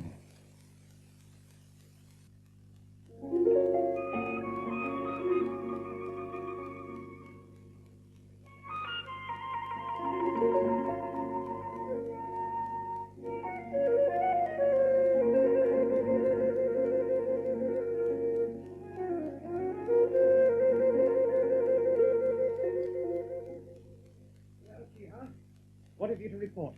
What have you seen? Patrols. I see patrols. 2, 3, 4 patrols. We're almost there. From now on. Great danger. Understand? Now, it's better you cross the river like I told you. Another river? We have to swim again. No. Swim. Cross river on bridge. First, cross iron road, then you come to the bridge. I show you. But what is a bridge? The men make it. It's good. You walk over the bottom. Without getting your feet wet, good, huh? Rubbish. That's got to be rubbish. Oh, you think so? Then I will show you. You think Kehaar bloody fool, don't you, huh? Then I will show you who is bloody fool. I'll show you. We'll do what he says. It's getting late and we can't spend the night on this side of the river. Not with all those patrols roaming around. Tell the others we're moving off, will you, Fiver? The railway at this point ran through a cutting. The rabbits assembled and stared down at it, taking in the frightening smells of metal, still warm in the late afternoon sun, of smoke and oil. They don't like it, Hazel. Neither do I. But it has to be crossed.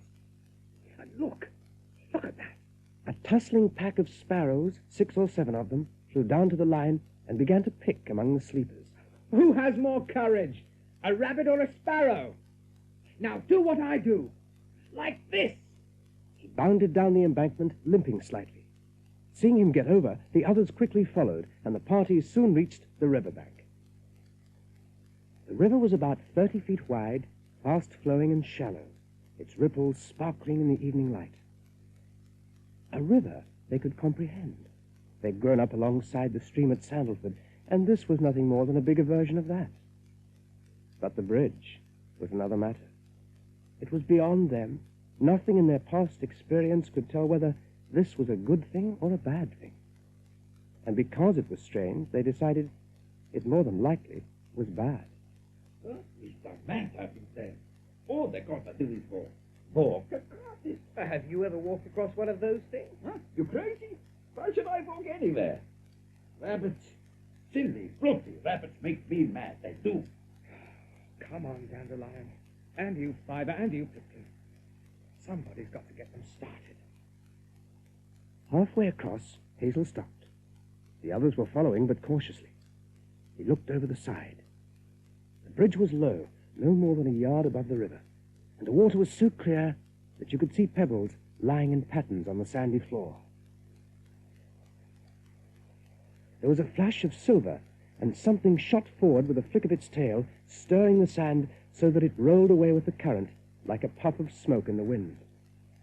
The fish rose to the surface, thrust its blunt nose at a sedge fly that was floating near them. The fly was sucked into the mouth of the fish, then the fish darted back to the bottom of the river. They watched it, gliding above the pebbles, languidly, as if nothing had happened. Did you see that? So it goes on down there. It goes on everywhere. Let's keep moving. It's going to be dark before long.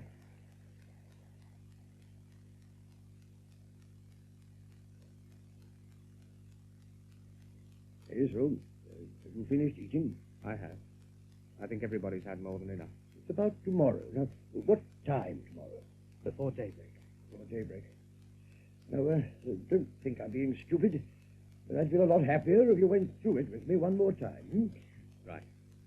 There are 4 things to be done. Not all of them tomorrow, of course, but they start with me. 1.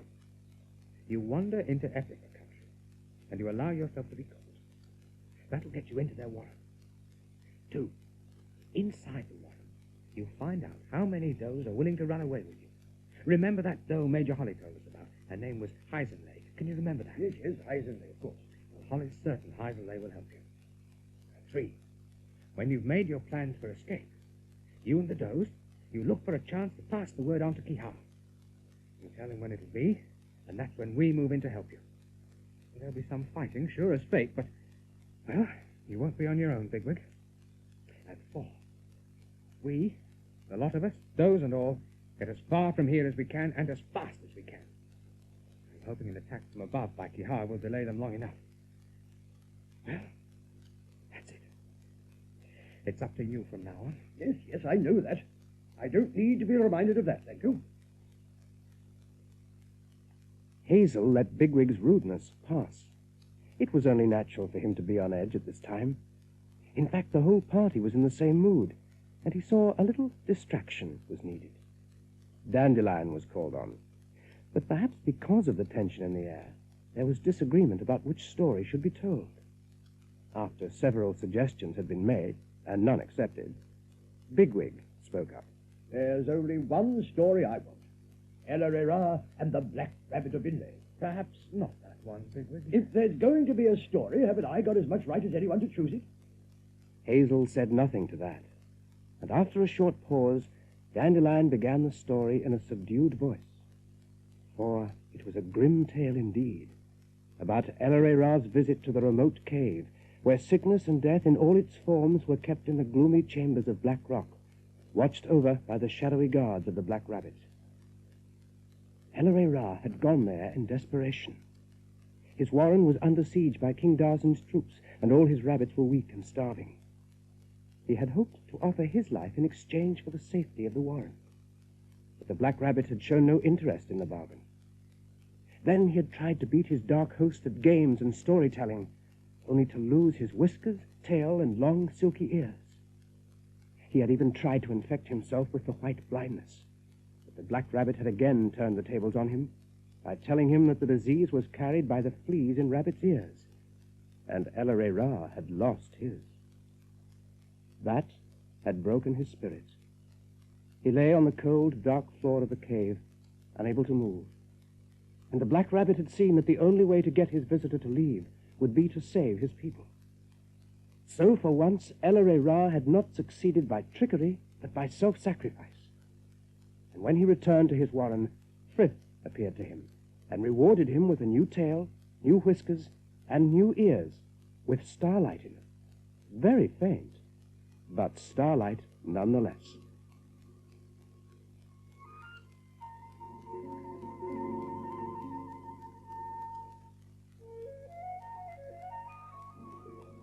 Kehaar, it's time. Up there in the sky, I see sun peeping at me from over the hills. He says, "Those bloody rabbits, they still asleep?" I'm awake. Captain Bigwig. I'm awake, too. Didn't you sleep? Oh, when I did sleep, I was fighting patrols. Blasted rabbits popping up everywhere. You won, I hope. Every bloody time, as Kehaar would say. Hazel, I think you better go across bridge with the cap. What for? There's no need for Hazel. There is something on the other side. I think he should see. Understand? Something I find. Very good. Oh, I think you like. All right. Why not? Can I come too? I'm as wide awake as you are. Then we'll see Captain Bigwig on his way. What is this something, Kehaar?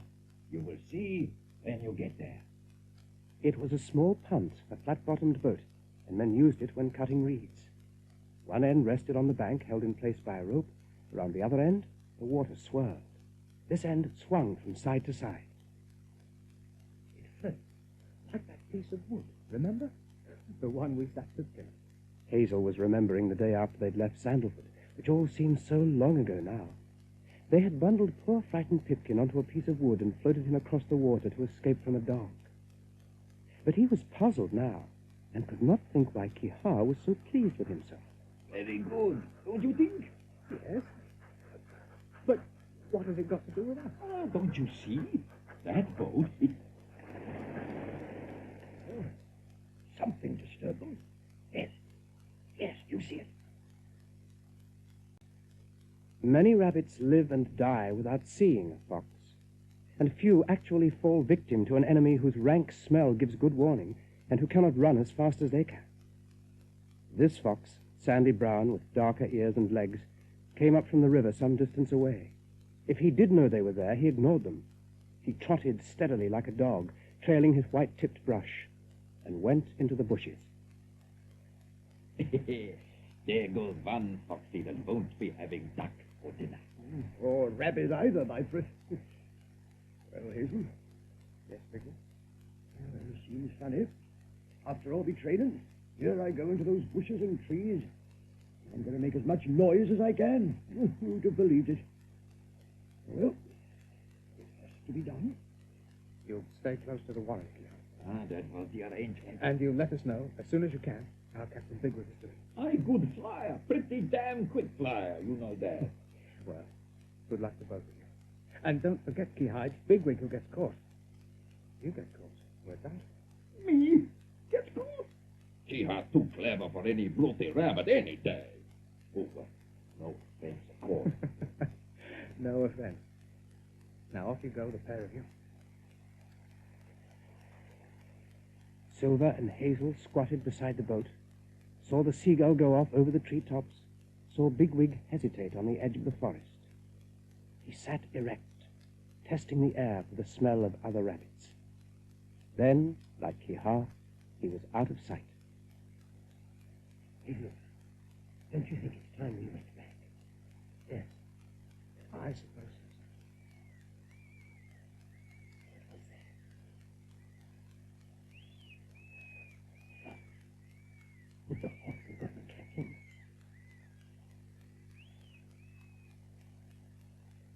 Whatever that rabbit was, he's dead now. Come on, Silver. We have to know. They bounded up the incline towards the woods. Soon they picked up the odor of fresh blood. It brought them to where the mangled rabbit lay. It wasn't Bigwig. It was even larger than Bigwig. And a fox had been at him. But Silver wasn't looking at the throat. He was staring at a scar on the body. An old scar. It's a mark. This rabbit's from Africa. There's one of their patrols around. Soon they'll find Bigwig. You wanted, isn't it? It's part of the plan. Yes, Sergeant. It's a part of the plan.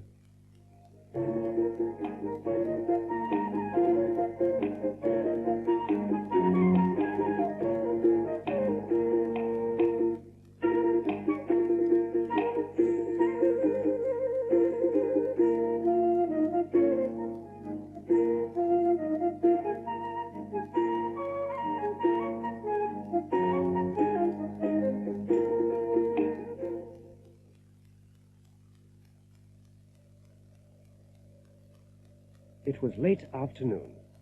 General Woundwort, chief rabbit of the Warren of Africa, was sitting up top, watching the squads being marched to and from the feeding grounds, a part of the daily routine. So much time allowed for eating, a certain amount for playing in the grass, and so on. He saw with satisfaction the orderly way in which the night patrols were assembling near the burrows, getting ready to take over from the day patrols when they returned. But now, a patrol was coming towards him, Captain Campion's patrol, and they'd got somebody with them, a stranger. What's this, Captain? Another intruder? This one, General, won't be running away. Not if he's told me the truth. I'm glad to hear that. There's been some disturbing signs of unrest since those last ones got away. Well, this one wants to join us, sir. He says he's come a long way, looking for Ephrafa. He's pretty big, General. He looks like a fighter. I can see him. Bring him closer. Bigwig took his time in moving forward. His heart was behaving in a most peculiar manner, almost as if it had jumped up into his throat and had started pumping madly, loud enough to frighten the birds from the trees or awaken the dead. This moment was so terribly important. It was the first part of Hazel's plan. Find your way into their warren, he said. Make them accept you, trick them, get them to trust you. What is your name? Bigwig. Bigwig, sir. Bigwig, sir. Used to be in the Guards, I did. I know how to fight. I was a captain, you see, like him. Yes. You look as though you can handle yourself. Where are you from? 5, 6 days south of here. Like me to show you how well I can fight? Like me to take on this fella here? Captain Campion? No, that won't be necessary. Why have you come to us? How long would a rabbit last on his own? A week if he's lucky. And, like I said, being one that enjoys a bit of a scrap, I reckon this warren would be just the place for the likes of me. So, here I am, sir. At your service, sir. I see. Captain Campion, find him a place in one of the burrows. Thank you, General. Thank you very much. Go on, go on, go on. Follow Captain Campion. He'll tell you what to do. Bigwig was led to a corner of the warren and told to wait. Within an hour, he was before the Ephrafa Council for assessment and inspection. But the old rabbits, once they saw the general was keen to have the newcomer, raised no objections, and his admission was a mere formality. He was ordered to return to his own burrow, where Captain Campion soon reappeared, bringing with him a burly, dull-looking rabbit. And what's it this time? You're to be marked. They've decided to put you in this squad, the left flank squad. so you won't have to move. Well, this'll be your home from now on, Bigwig. A squat, please, and out with the left leg. Well out, nice and straight. But what are you going to do? I'm not going to do anything. He is.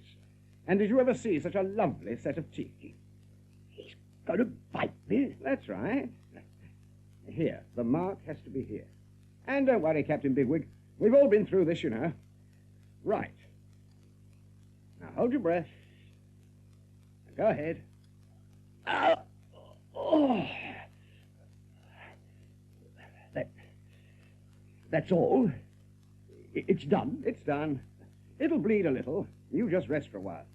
Well, Captain, now you're one of us. Yes. Yes, that's right, I am, aren't I? Well, maybe I'll make up for the one you lost today. Anyway, I can do the rest. Well, he wasn't much loss. We never could rely on him. How did you know we lost a rabbit? Oh, I saw him. I saw where a fox had been at him. You were down there, near the river. But didn't you say you came from the south? Yes, but I reckon I must have got astray somewhere. So I kept on, and I found the river, and then I doubled back again, and, well, I don't have to tell you what happened after that, I reckon. Well, that's when your fellows grabbed me, didn't they? Oh, scared the life out of me, they did. You were lucky that fox didn't get you. Well, now you get yourself some sleep. Good night. Bigwig lay staring at the wall of the barrow, and he was trembling. He was no good at this kind of thing. Sooner or later, he was going to make another mistake. He'd got away with it this time, but what about the next time? He went over the plan once more. Get into the warren. Find a doe called Hazel. She can be trusted. And get her to round up any other females who might want to run away. See the best way to make the escape. Then let Kehaar the seagull know when you're going to make the break.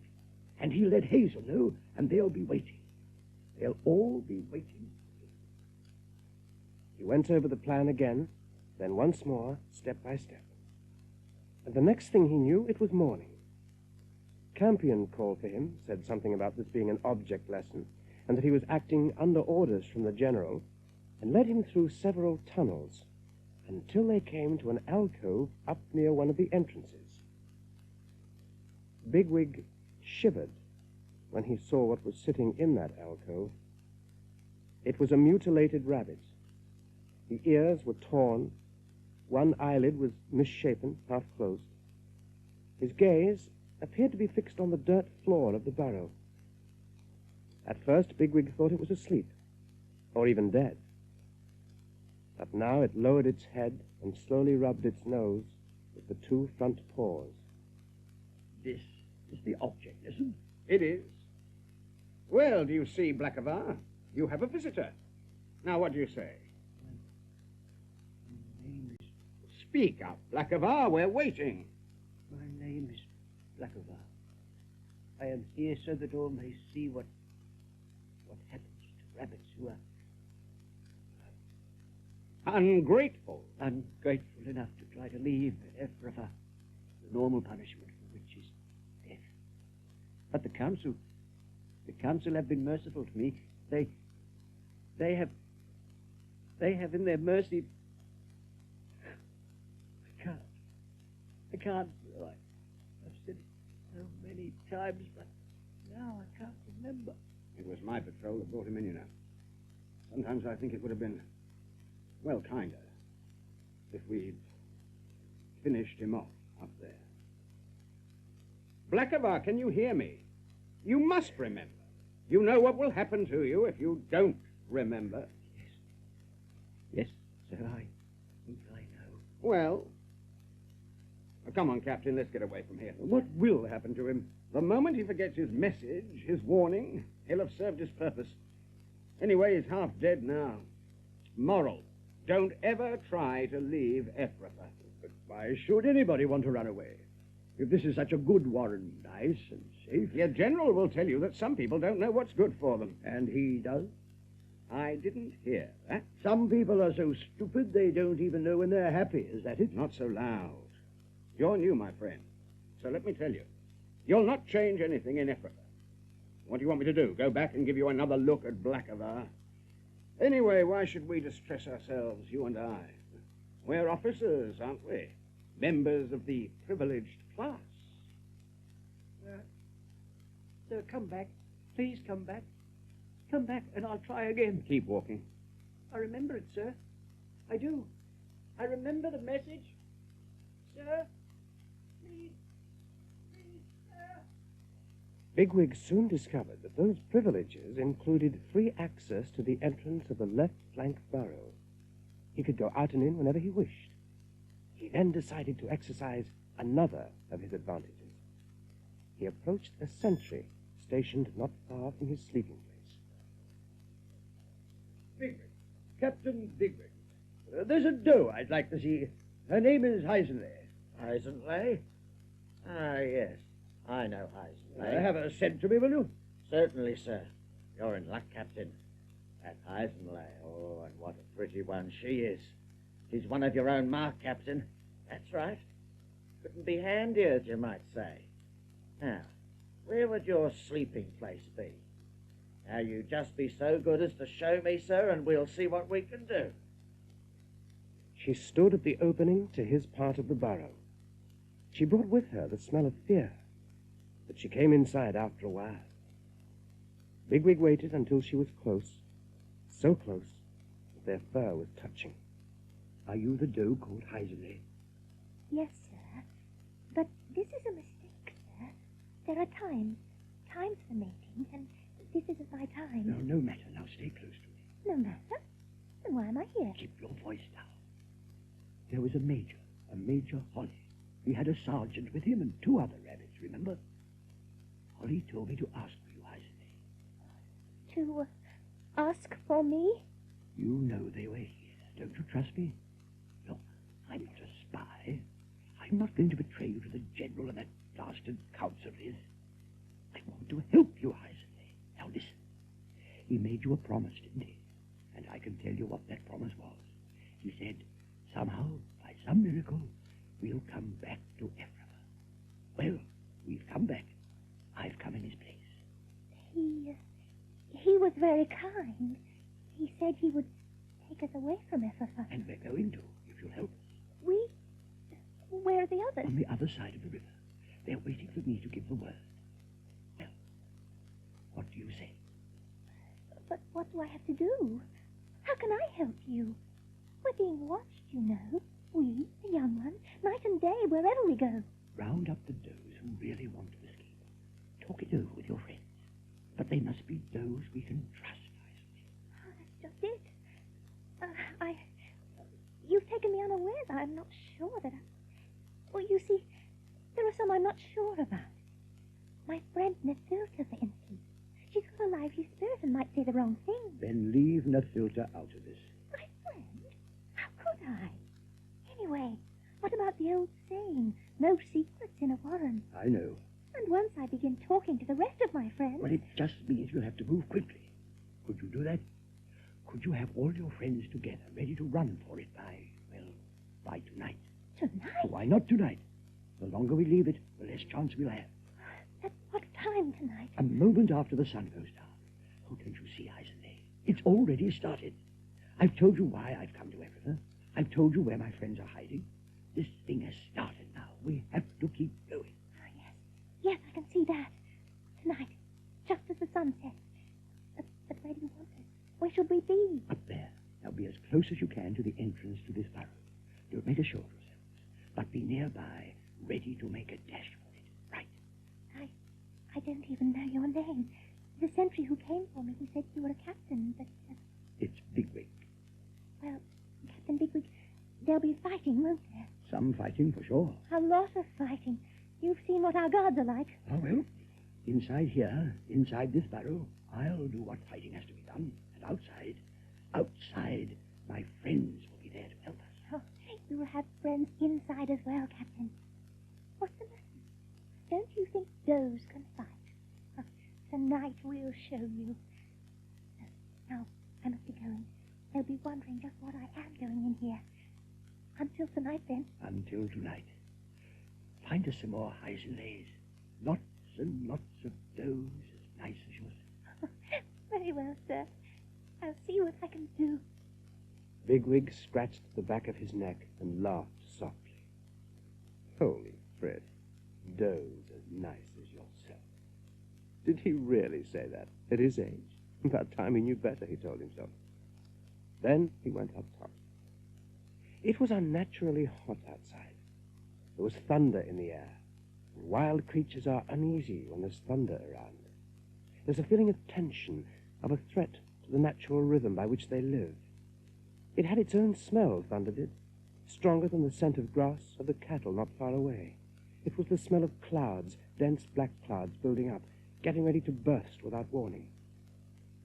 Bigwig nibbled for a while, took a few hops forward, began nibbling again. Where was Kehaar? Frith almighty, he was supposed to be there. Then the bird spoke from behind him. Don't look around. Oh, I'd begun to think you weren't coming. Tell Hazel it's tonight. Tonight as the sun goes down. Tonight? Good. I will show them how to get here. And they must move in at the moment, at the very moment the sun drops down behind those hills over there, right? Not before, not after, but... Oh, anyway, I'll be outside. Like I am now, it'll be time for our evening meal. As the sun sets, I'll go back into the burrow, my burrow, the one where the does will be waiting for me. That's where the fighting will be. Have you got that? They all hide. They watch you go into your burrow. And when I come out again, I'll have the does with me. That's when they attack. And tell him it won't be easy. Tell him those fellows are tough. I think he already knows that, my friend. No trouble. You will win. You will win easily, I think, tonight. Oh, I hope you're right. Oh, of course you will. You got Kehaar, you see. You got clever old Kehaar, haven't you?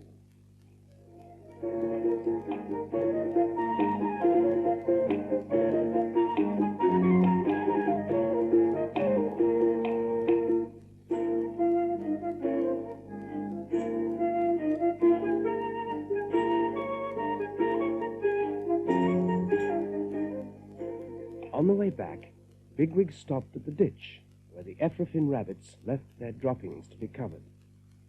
He found himself squatting next to the bedraggled, soon-to-die Blackberry. There and then, Bigwig knew what he had to do. Blackberry. My name is Blackberry. I am here so that all may see what happens to rabbits who... Stop that. Will you shut up and listen? Can you be somewhere near the top of the left flank barrow tonight, at sundown? Sundown? Why? I'll help you get away from here. Escape. Nobody escapes from Ephraim. I try. I'm going to, and so will you. Now just be there. And Blackberry, you betray me, and I'll kill you myself, do you hear? Oh, I wouldn't betray you. I know what they do. Good. Left flank barrow. Tonight. Tonight, Blackberry. If you want to go on living, be there. That afternoon, Hazel brought his rabbits back across the bridge. With Kehaar's help, they moved towards the warren of Ephraim, keeping close to the river. Not far from where the punt was moored, they turned away from the stream, crossed the iron road, and by the time the day was almost ended, they'd taken cover. The ditch was clearly in view, and in that ditch were the burrows, according to Kehaar. He circled twice above them to make certain Hazel understood exactly where. Bigwig also watched Kehaar, saw the snow-white wings gliding against a blue-black sky. The sun was about to go. He knew it was time. That was when... Captain Bigwig, I'd like a few words with you. What's the matter? I took you by surprise? Yes, sir. I didn't see you there. Are you happy here at Ephraim? Yes, General. It's my kind of life. Military and all that. Plenty of discipline and... Well, nobody could say Ephraim isn't organized, could they? I trust not. I mean, it's not like some warrens. How many warrens have you known, Captain? How many? Well, there was my old warren, the one I was born in. That was... I think that warren had grown tired, sir. A warren? Tired? Yes, sir. Our chief rabbit was too old.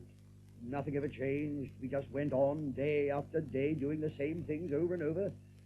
So it wasn't much of a warren to be young in. I felt sorry for our youngsters because they... What is it, Bigwig? What are you looking at? Not the sunset, surely. It happens every day, you know. Anyway, it's over. The sun has gone. Yes. Yes, the sun has gone. And the other warrens you've seen? I said, what other kinds of warrens have you seen? Oh, well, there was one where they didn't have any discipline at all. Nobody was in charge. No chief, nothing. No chief rabbit? Then they'd be lost. They were lost. A farmer fed them. They called it the sweet life. Whenever he wanted a rabbit, he took one. That was a terrible, terrible place. There was no future for them either. They don't deserve any. But here, Captain, you have a future. You know we lost an officer yesterday. Perhaps you could replace him. He was taken by a fox. Ah, but then you found him, didn't you? Oh, that one. Yes. Yes, sir, I did.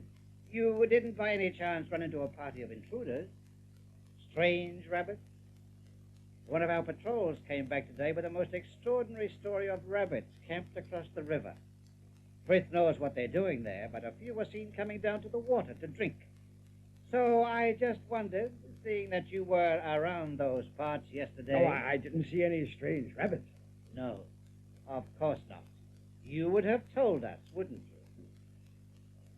Now, let's go back, shall we? It's getting quite dark. Wait. There was something else. Ah, yes. Did I actually see you talking with a seagull this morning?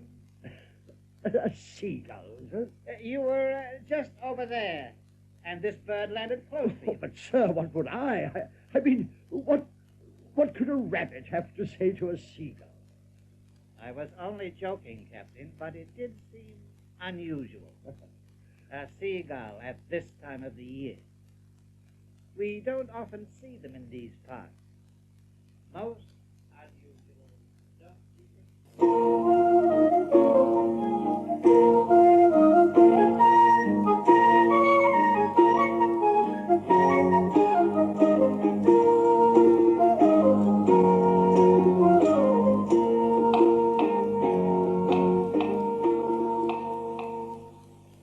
Bigwig crawled into his sleeping place. The plan had failed. By the time the general had left him outside the warren, the world had been in darkness, complete, utter, pitch-black darkness. Nobody, not Kehaar, nor Hazel, nor any of them, could have seen which burrow he entered. And if he did burst his way out, he'd be in darkness again, with the does, with Blackberry, perhaps, if Blackberry somehow found the courage. Hazel would go back to the far side of the river. It was all he could do. The whole thing was a mess. And he, Bigwig, was the biggest mess of all. He lay on his side in the dust, forelegs crossed, hind legs drawn forward close to his belly, a furry lump of misery. Captain Bigwig, Hazel, eh? something terrible has happened. It's Mathilda. They've arrested her. Mathilda, the one I said always talks too much. Oh, Frith, help us. How did this happen? Oh, I don't know. Honestly, I don't. Oh, she must have said something that made the guards suspicious. She's not wicked, Captain. Truly she isn't. But she's silly. She says things without thinking. How much does she know? Well, nothing about you. I didn't tell anybody about you. All I said was, be near the entrance when the sun goes down. Where were you, Captain? The blasted general stopped me. I couldn't get away. He's suspicious. I know he is. There were too many questions. Well, my friends are still out there, hiding in the shadows, any corner they can find. We didn't know what else to do. Mathilda will tell them, you see. Tell the council. And then they'll start rounding us up. The does are still there. Then listen. We can't hide in these burrows forever. Remember what we said? Once we start, we have to keep going. Then that's what we do. Come on. But your friends, the ones who were to have been out there, ready to fight the patrols. Oh, everything's changed. Will they be there now? No, I don't think so. Not now. They'd have to leave. Fighting a couple of sentries is one thing, but out in the open there'll be rabbits everywhere. The patrols will move in, and you know what that means. Oh, you'll like Watership Down. Lovely high land where the grass is good and the air... Somebody's coming. Bigwig, are you there, Captain? Get back. Well back, out of sight. There's hell going on, Bigwig. Where are you? I'm here, Captain Campion. What's the trouble? Absolute hell. Among the females, the young ones, that is. It could mean a breakout, and it could be tonight. So orders from Council are double the guards. Sorry about this, but you'll be on duty a bit earlier than we expected. You're starting now. And what do I have to do? Your left flank mark, aren't you? Well, that's where you'll have to be, up there. Now follow me. As they hurried up the slope of the burrow, Bigwig could hear the whispers, the rustling in the alcoves, could see the gleam of eyes that were watching him. Some, he thought, could be Heisenleigh's frightened does. Then again, some could be spies, sent to see what he, Bigwig, intended to do. Then he caught sight of Blackberry. He was huddled near the entrance, looking lost, half insane. He was dribbling, Bigwig noticed. What's he doing here? Blackberry, get back where you belong. My name is Blackberry. I am here so that Oh, be quiet, will you? Well, Bigwig, I'll leave you to it. And get him out of the way. You don't have to give anyone the horrors. You're leaving, Captain? I've got my own burrow to look after. Anyway, you've got 2 sentries here. Good night. And good luck. Good night, Campion. And goodbye, Frith, will you? Blackberry, come here. Come closer. Not too close, Captain. That bloody smells something awful, he does. That bad, is it? Take a sniff, sir. A real good sniff. No doubt you've smelled worse. Not me, Captain, unless it was a dead horse. The thing is, Blackberry, how do you feel? Tonight, sir, for some reason, I feel pretty good. Blackberry now did something that shocked Bigwig. He turned that eye, that cruelly mutilated eye, towards him, and he tried to wink. The result was so terrible that Bigwig felt a sudden choking rage. A rage against the general, the vicious old rabbits of his council, the entire system of Africa that allowed such things to happen. That wink was all he needed. Go for him, Blackberry. Let him have it and I'll take this one. Heisenleigh, here. It's now. Heisenleigh. I'm here. Others are coming. Keep them moving. It's now or never. Go on, you doze on. You must. Nobody goes back now.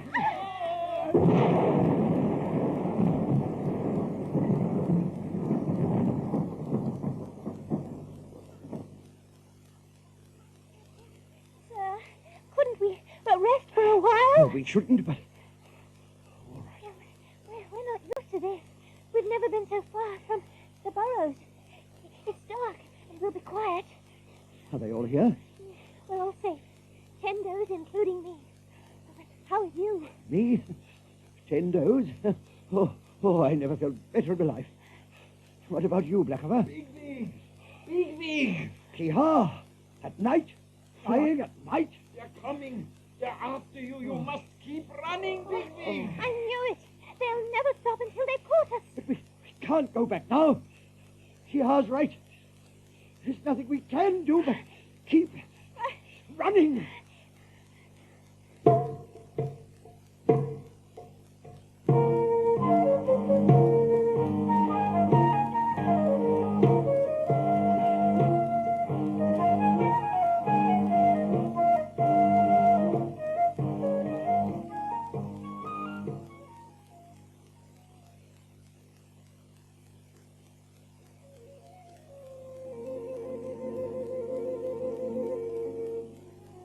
They were home now, back at the warren, and Kehaar, almost sadly, had returned to the great water at the end of the world. The last few weeks had brought them well into summer, when days are hot and still, and the massive white clouds move lazily above the downs. The beech leaves have grown darker on the boughs, and fresh grass is springing up where the old had been nibbled away. 5 kittens had been born. They were clovers, and all were healthy.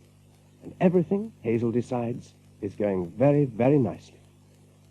He's lying in the sun, half asleep, when something comes out of the grass. Hello, Hazel. Oh, good morning. You know my name? Never forget you, by Jiminy. But don't you remember? Don't tell me. You're the one that... That's right. Saved me from Kestrel, you did. Never I forget that. Never. And how have you been? It's a long time since then. Oh, some days are good, some days are bad. Like most people, eh? Little bird, she tell me you got yourself some mothers these days, yes? We have, my friend. We certainly have. And the first batch of babies. Good, good.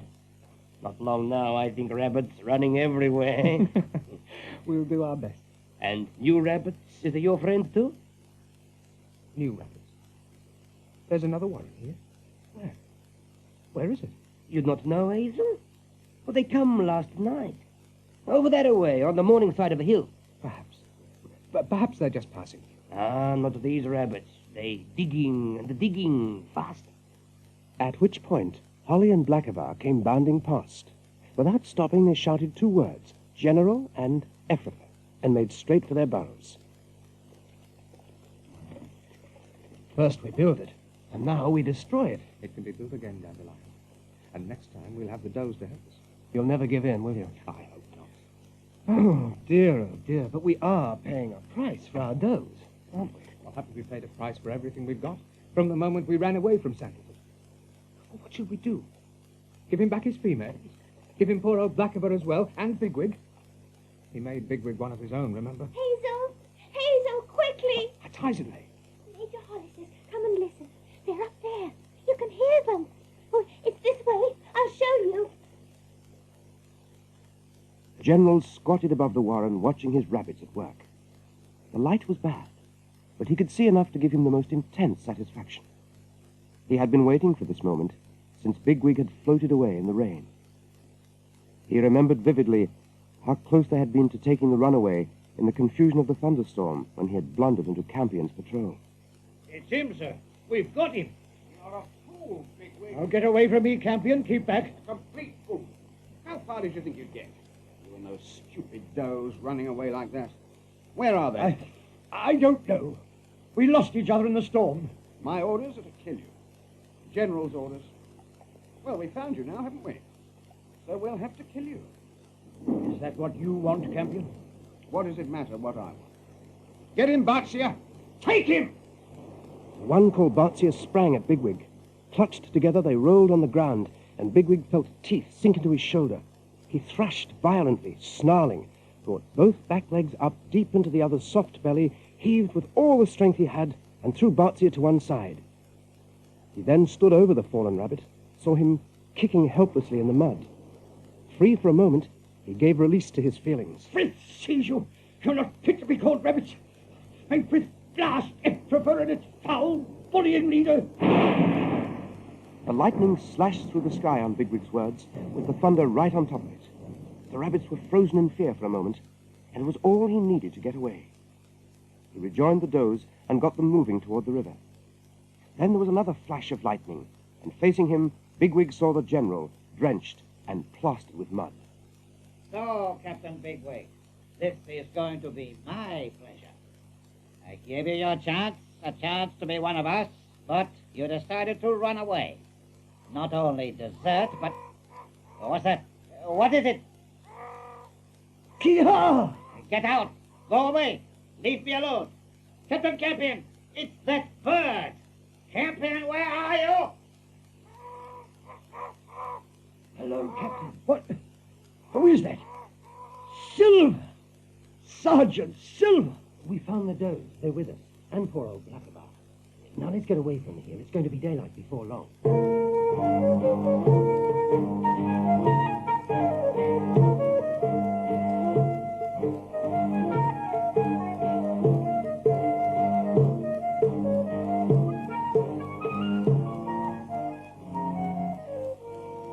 What did they say it was?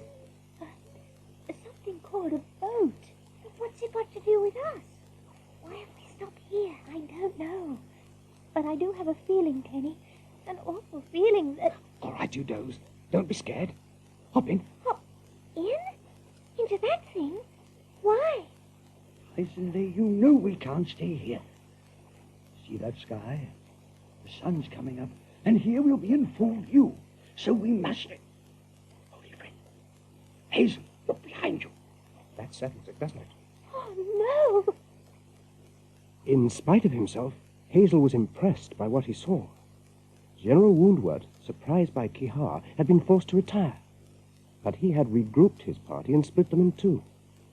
One group led by him had been able to thwart the gull's attack using the shelter of a ditch, and had now reached the river downstream of the boat. The other had gone upstream, and two groups of strong fighting rabbits were now bearing down on them from both sides. The general was still on the attack. Get them in, Bigwig. Make them get in. They look to you as their leader. They're afraid. Never seen a river before. Frith, what's she doing? Fanny, come back! Fanny, they'll carry you! Fanny! The doe had panicked. She was streaking towards the woods, zigzagging as she ran, had almost reached the trees when Woundwort rose up in front of her. He struck a savage, raking blow across her face. She screamed and doubled back, ran blindly towards the boat, and, not knowing where else to go, sprang into it. And the other does followed. Hazel jerked at the rope. It snapped. Then he took the longest leap of his life, landing on a heap of struggling rabbits, and they glided out into the river. Captain Big, will you just look at the general, there in the mud, among the reeds? He'd swim after us if he could, chip us into the water, then watch us drown. What kind of a rabbit is he? This isn't the end of it, you hear me? I'll find you, wherever you are. I'll hunt you down, and then I'll destroy you. Destroy the lot of you, if it takes me the rest of my life. The rest of my life. I'll find you. And now he had found them. The wide patrols had at last discovered the new warren, and the general looked forward to the settling of old scores. He watched his war party digging with eager anticipation. We did this once before, Captain. Went in from the top, sir. In from the top. And that time I remember, forgotten the name of the tribe, but we wiped out the lot of them. You see, Campion, attacking a sealed warren through the burrows is an absolute waste of time. I'd have thought, with the soil so soft. Oh, it's soft enough, but what happens when you do break through? There'll be a rabbit in a narrow run trying to stop you, so you kill him. And there he is. There's his body blocking the tunnel. You can't get past him. And by the time you drag that one out... Some other rabbit who wants to be a hero takes his place. So then you kill him. And it just goes on and on. No, it takes too long that way. Excuse me, General. How are you going over there? Not so good, Captain. Seems we struck a lot of roots. Big ones. Then pick another place. Pick a place where there aren't any roots. You'll get them, Captain Campion. We're going to get the lot of them. Sir, that Bigwig, he could have made a pretty good officer. He was strong, had plenty of courage. He had his chance, Captain. He made his choice, did he not? I think it's... Yes, it's coming from here. Right here, above me. Listen. When they've dug deep enough, this part's going to fall in. Then get back, all of you. Pipkin, Fiver, did you hear me? Get well back. Among the does and the babies. You two aren't big enough to fight. Now do what I say. Go on, Pipkin. Keep moving. And you, Fiver. Fiver, what's the matter with you? Can't you see what's happening? Fiver, can you hear me? Fiver, wake up. I see death. Rabbits dying. And a dog. I see a dog. And it's terrible. It's terrible. For the love of Frith, can't you stop him? How can I? When he gets like this... Oh, but those does back there, they're scared enough as it is. Dying rabbits. And the dog. Dog. Rabbits lying dead. And dog. After that, he lay still, eyes closed. He was in a stupor, and Hazel was puzzled. He sensed there was some message for him in Fiver's words, but what could it be? Then suddenly, for an instant, he saw clearly the small huddle of rabbits on the bank of a stream at dawn, listening to a dog barking in the wood above them. And at the same time, he heard a voice. I should go now if I were you. There's a large dog loose in the wood. There's a large dog loose in the wood. While Hazel pondered what this meant, the digging above them was getting closer. They backed deeper into the burrow. He could hear Clover whispering to her kittens in her sleeping place, the alcove she'd carpeted with leaves, with soft fur she'd torn from her own belly. Clover! Seeing her had made him realize what he had to do. He made for the emergency exit, and he took the bewildered Blackberry and the equally bewildered Dandelion with him. Captain Bigwig. Keep out of this. Go back with the others. But, Fiver, you can't just leave him there. With luck, they'll think he's dead. Nothing we can do now. Now get back behind me. The trouble is, this warren wasn't built to be defended. In Sandalford, there was a tunnel, so we could get below our enemies and attack from there. That's it. Now, dig me in and cover me. And when the general comes, oh, if I can surprise him, we might have a chance.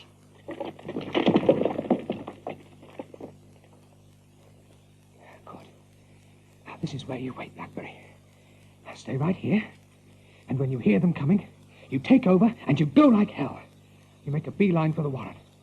Got that? Good. Well, we'll be off then. You ready, Dandelion? It's crazy, Hazel. We'll never get away with it. Won't we? Who says we won't? I do. You just heard me say it. It's worth the risk, isn't it? Oh, all right, if you say so. Let's be heroes. This is one of those nights when everybody starts being a hero, even me.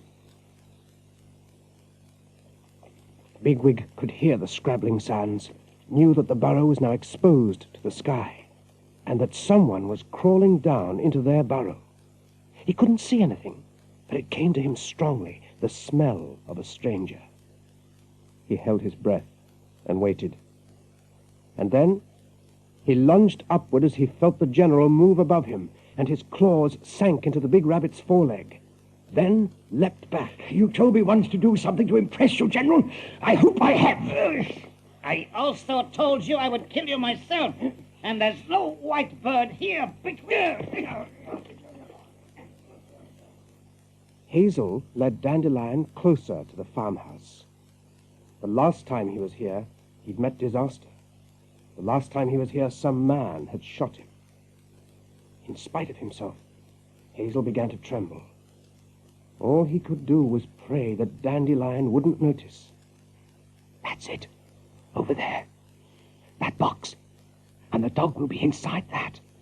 Now, what I'll do is get on top of that box and chew through the dog's rope. You got that? Can I ask you something, Hazel?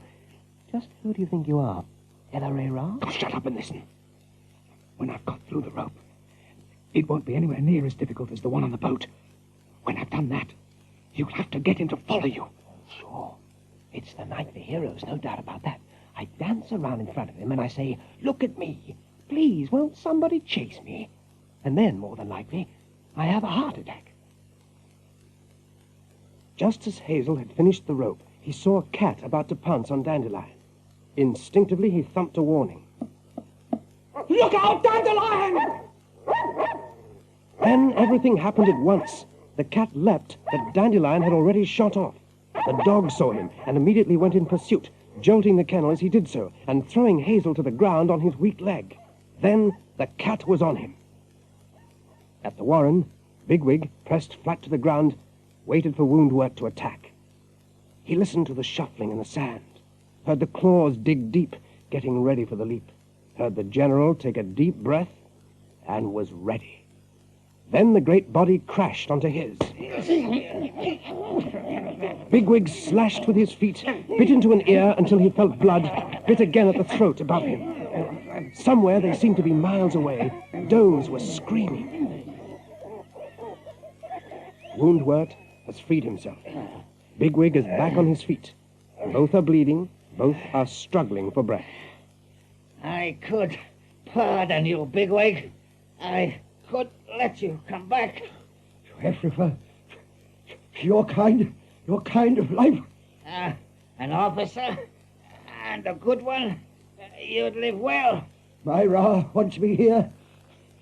And here is where I stay. You, what did you say? My Ra, Hazel Ra. But I thought, you mean you are not the chief rabbit of this warren? I took for granted that... The thought that there was an even bigger rabbit yet to be fought was a terrible blow to the general's morale. He had come off badly in this fight with Bigwig, and this new information made him doubt himself for the first time. And those up top, the more daring ones, had been listening. The word spread from rabbit to rabbit.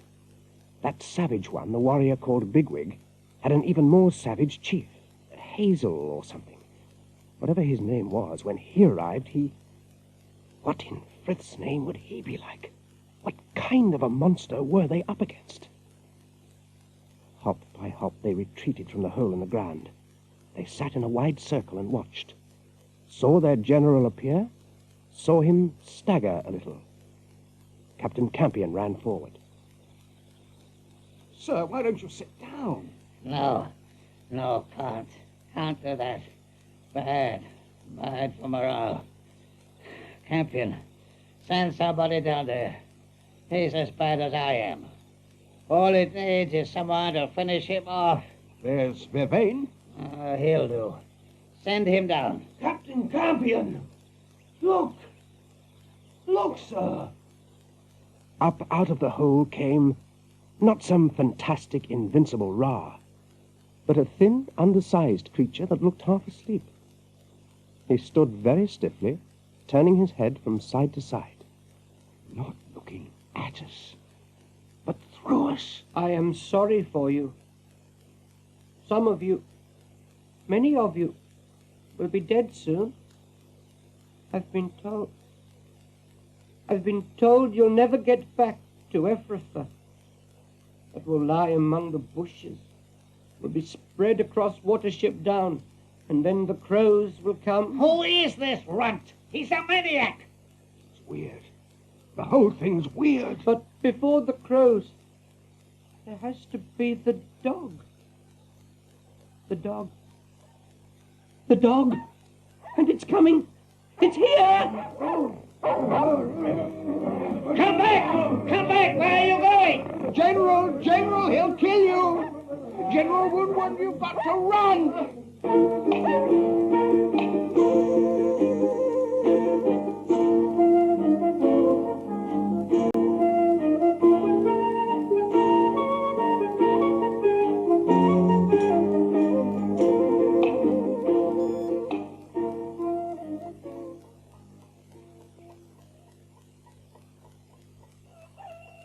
Lucy was the farmer's daughter, and she'd had the mumps. But on this morning she awoke feeling a whole lot better. She climbed out of bed and padded across to the window, she always did that in lovely days, and looked down into the yard. Tabby was playing with something down by the kennel. Something... it was furry, and it was doing its best, poor thing, to kick back at her. Cats could be cruel at times, downright cruel. She forgot her slippers, forgot the overcoat she used as a dressing gown, and ran outside. A rabbit, Lucy? A wild rabbit at that? Are you daft, then? Oh, but he's hurt, Dad. Oh, look at him, poor thing. And, Dad, he could make up for them 2 does I lost that night, the ones that got away somehow. Well, he could, Dad. Couldn't he? Lucy, lass, wild rabbits, they don't take kindly to hutches. True, they don't. Be dead in a week, he would. Oh, sit still, Bunny. I ain't gonna hurt you. Where he belongs rightly is in a pie. Oh, Dad, don't. Oh, just look at the poor thing. Shivering he is. As for that one, should have left him to Billy and Tabby, if you ask me. Oh, no, Running Dad. out there in your bare feet, and you with the mumps and all. Now I got cows to be milked. But we're not keeping no wild rabbits around here, Lucy, love. Wild rabbits, why, they steal, that's what they do. Nothing but crooks, that's what they are. Did you hear what I said? Now, what's the matter with you, girl? Nothing. Then wipe your nose. I don't know. Ask the doctor when he comes. Dr. Ames? Maybe he could fix him up. Oh, do you think he could? You know him. Fair soft he is about animals and such like. But listen, sooner as that rabbit gets better, you turn him loose, got that? Far enough away so as he can't come back here someday and pinch all me spring beans and whatnot. Oh, but they gotta live, Dad. They gotta live somehow. Not at my expense, they don't. Lord, Lewis Tiger, and how did you get loose? And what the hell have you been up to?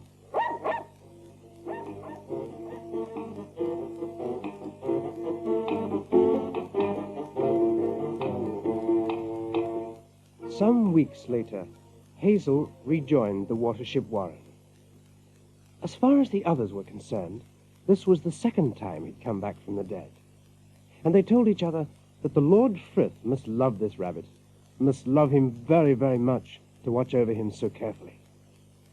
But Hazel's limp, they noticed, was much worse, and he seemed quieter. He certainly looked a lot older. Now you must tell me everything. I've been away so long, you see. Everything? Oh, my goodness.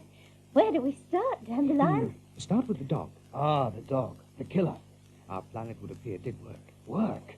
He cleared this place, Hazel. The Ephrafa rabbits ran like mad in all directions across the downs. And once they did that... After that, it was horrible. You know the 1,000, Hazel. Too good a chance to miss, eh? All them rabbits running round loose. So in they came, the foxes and their friends, and picked them off, one after another, whenever they felt like a feed.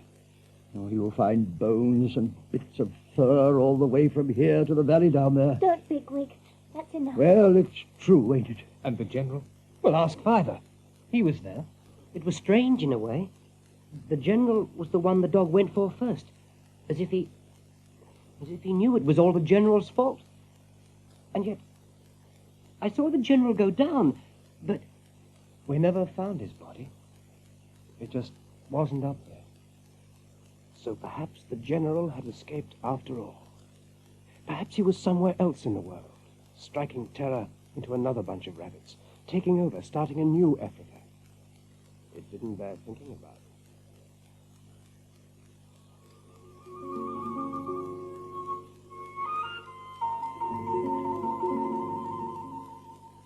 It was a fine, clear evening in mid-October, a long time later.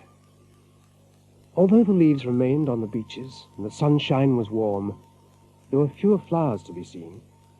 Insects still danced in the bright air, but the swifts that had swooped for them were gone, and their screaming cries of triumph were replaced by the twittering of a robin from the top of a spindle tree. Summer was getting ready to take her leave. Hazel sat with Dandelion, watching Bigwig with the youngsters. A scarred, beaten-up old veteran, teaching new kittens old tricks. Listen to that, Dandelion. Lots and lots of little ones. Little rabbits. Getting bigger. Growing up. Soon.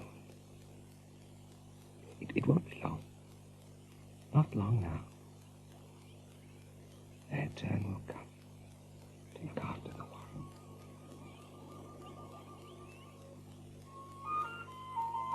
Hazel, don't tell me you're asleep so quickly. But it wasn't sleep that came to Hazel. And it wasn't the black rabbit. It was a stranger. And Hazel knew it was time to go. Because in the stranger's ears he'd noticed the faint trace of starlight. You know me, don't you? Yes, of course. Yes, my lord. You're Elerera. You've been feeling tired, Hazel, but I can do something about that. Would you care to join my warren as one of my officers? I'm sure you'll enjoy it. As they moved away, they passed a doe with a group of kittens. And she was telling them a story about rabbits who had swum a stream, sailed down a river, and come safely through all kinds of danger. He listened from some distance, trying to remember where he'd heard the tale. Then it seemed to him that he wouldn't be needing his body anymore. So he left it where it was. And once he'd done that, he could feel his strength and speed flowing inexhaustibly out of him into their sleek young bodies and healthy senses. You needn't worry about them, Hazel. They'll be all right, and thousands like them. I'll show you what I mean. He reached the top of the bank in a single powerful leap. Hazel followed, and together they slipped away, running easily down through the wood, where the first primroses were beginning to bloom.